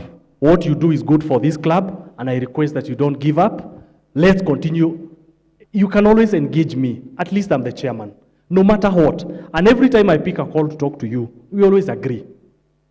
Let's always continue to engage each other. Everybody who is here, I respect everyone. And last time we were here, when we had an informal meeting in September, we agreed here, that's what we said. And if you are not able, I am able to go down, apologize, so that we can agree as a team. So therefore, and I said as I started the meeting, these days people engage well, and maybe not this is not for this meeting. I do not know how we are going to go about it. Because we have already agreed. Zamani unajua ile makelele ilikuwa kwa group. Imereduce siku hizi. Si watu wamekona heshima hapo kwa group. That is good. That is good. Hata kama watu wengine bado wananipigia simu wananiambia iko maneno mingi, watu wengi wanaweka kila kitu hapo nini. Hiyo wachana nayo. But watu wameheshimiana kwa group. Deli mimi nataka kumaliza mkutano. Before you leave the stage, Mr. Chairman, it's good that we have passed what we have passed. And as I was sitting here, I was trying to ask myself, so how much money are we anticipating to collect in terms of the 10,000? If we say, for instance, 4.83. If we say, for instance, we have 400 active members. 4.83 million. Well, that would be 4 million. I'm just making an assumption of 400. Yes. That would be 4 million, all right? Now, what you have given us there is quite a huge bill because the amount of machinery that is required, and I'm not going back, I'm just making my comments. The amount of money required for machinery is also quite huge, okay? So when we sat here, AGM, we identified two sources of revenue. One is the 10,000. Number two was what we called the drive. Yes. I want to add number three because, you know, as Karige was making his presentation there, he made some remarks about where should we get this money. I remember when we went to Nyeri, and Nyeri was given money by Rigathi Gachagua. We did deliberate, and I think we were around there with the senator. And the senator committed himself, and even the deputy president himself said that he will come here for his own tournament. And the idea was that we sell this idea of the 18-hole course so that when he is uganisharing what itogashia golf wegeshinjitania I want you to, the 18-hole committee and the management to take it seriously so that we can sell this idea again to the political class. We can still get some money there to be able to complete the irrigation project. It is possible, it is doable, as long as we focus and as long as we are organized in terms of looking for these resources. It is not something that is out of the blues. No. The senator actually committed himself to ensure that the DP comes here. He has given his part to Nyeri. Let him also come here. He knows we also partakers in the country, so that he knows we're also doing an 18-hole course, and that requires support. Finally, Mr. Chairman, it is important for us to know what are the timelines for the 10. We can't come here and say 10,000, and then we don't give a timeline. So what is the timeline? And then members be given adequate time and notice any time that issues of these ones are concerned. I rest my case. I want you to come and lead this part, engage members so that they can give us the timelines. The question of the deputy president, please let's answer those few issues and then you close the meeting.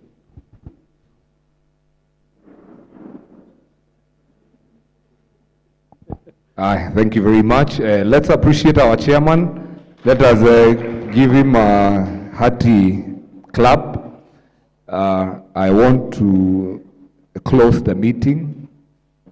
because we have been here, and I want to thank the MC, the members of the management led by our chair, our able chair, for leading us to a good conclusion. And this deliberation, all of them are wishing well for our club, which is our second home. And I appreciate you members for the loyalty, for the love, even for staying this long so that we deliberate the betterment of our club. Thank you very much, the membership. We also appreciate our staff led by our manager there and our accountant who have been here with us taking minutes and noting every of our deliberations. Manager, I hope you've, and our secretary, maybe you can advise as well. When should we have these 10,000?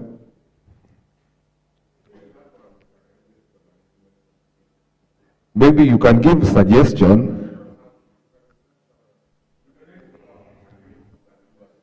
Yeah.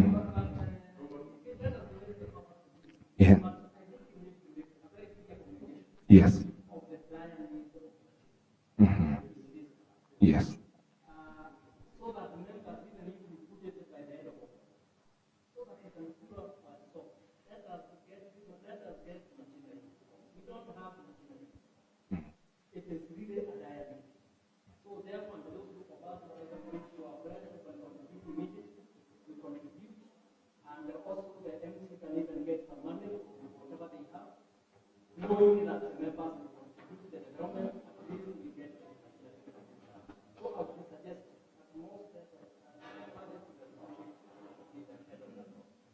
End of October. Yes. So, because the issue is very urgent and we want the best, we want timely, we want to cut the grass timely. So can we agree that latest, when did you say? 30th of October?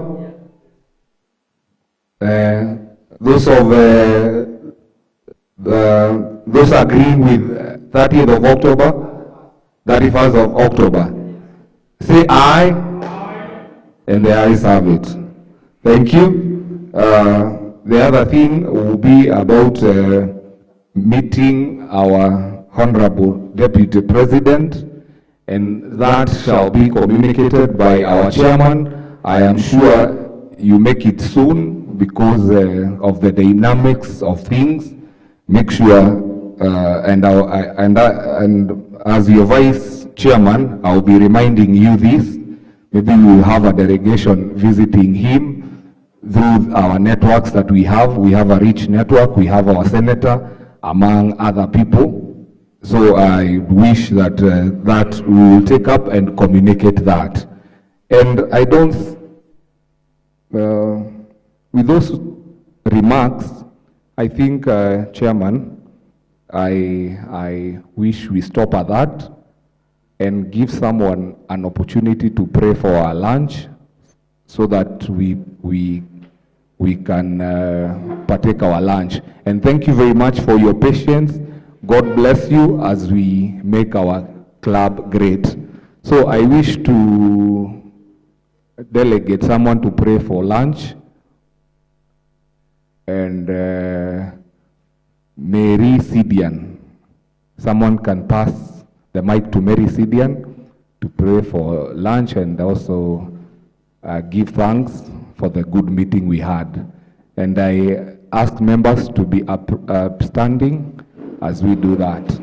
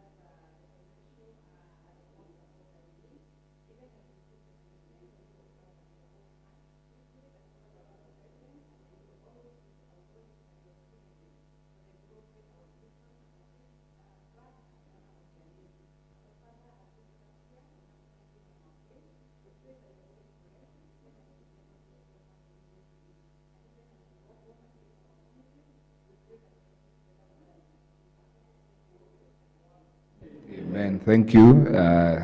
May God bless Nyahururu Country Club.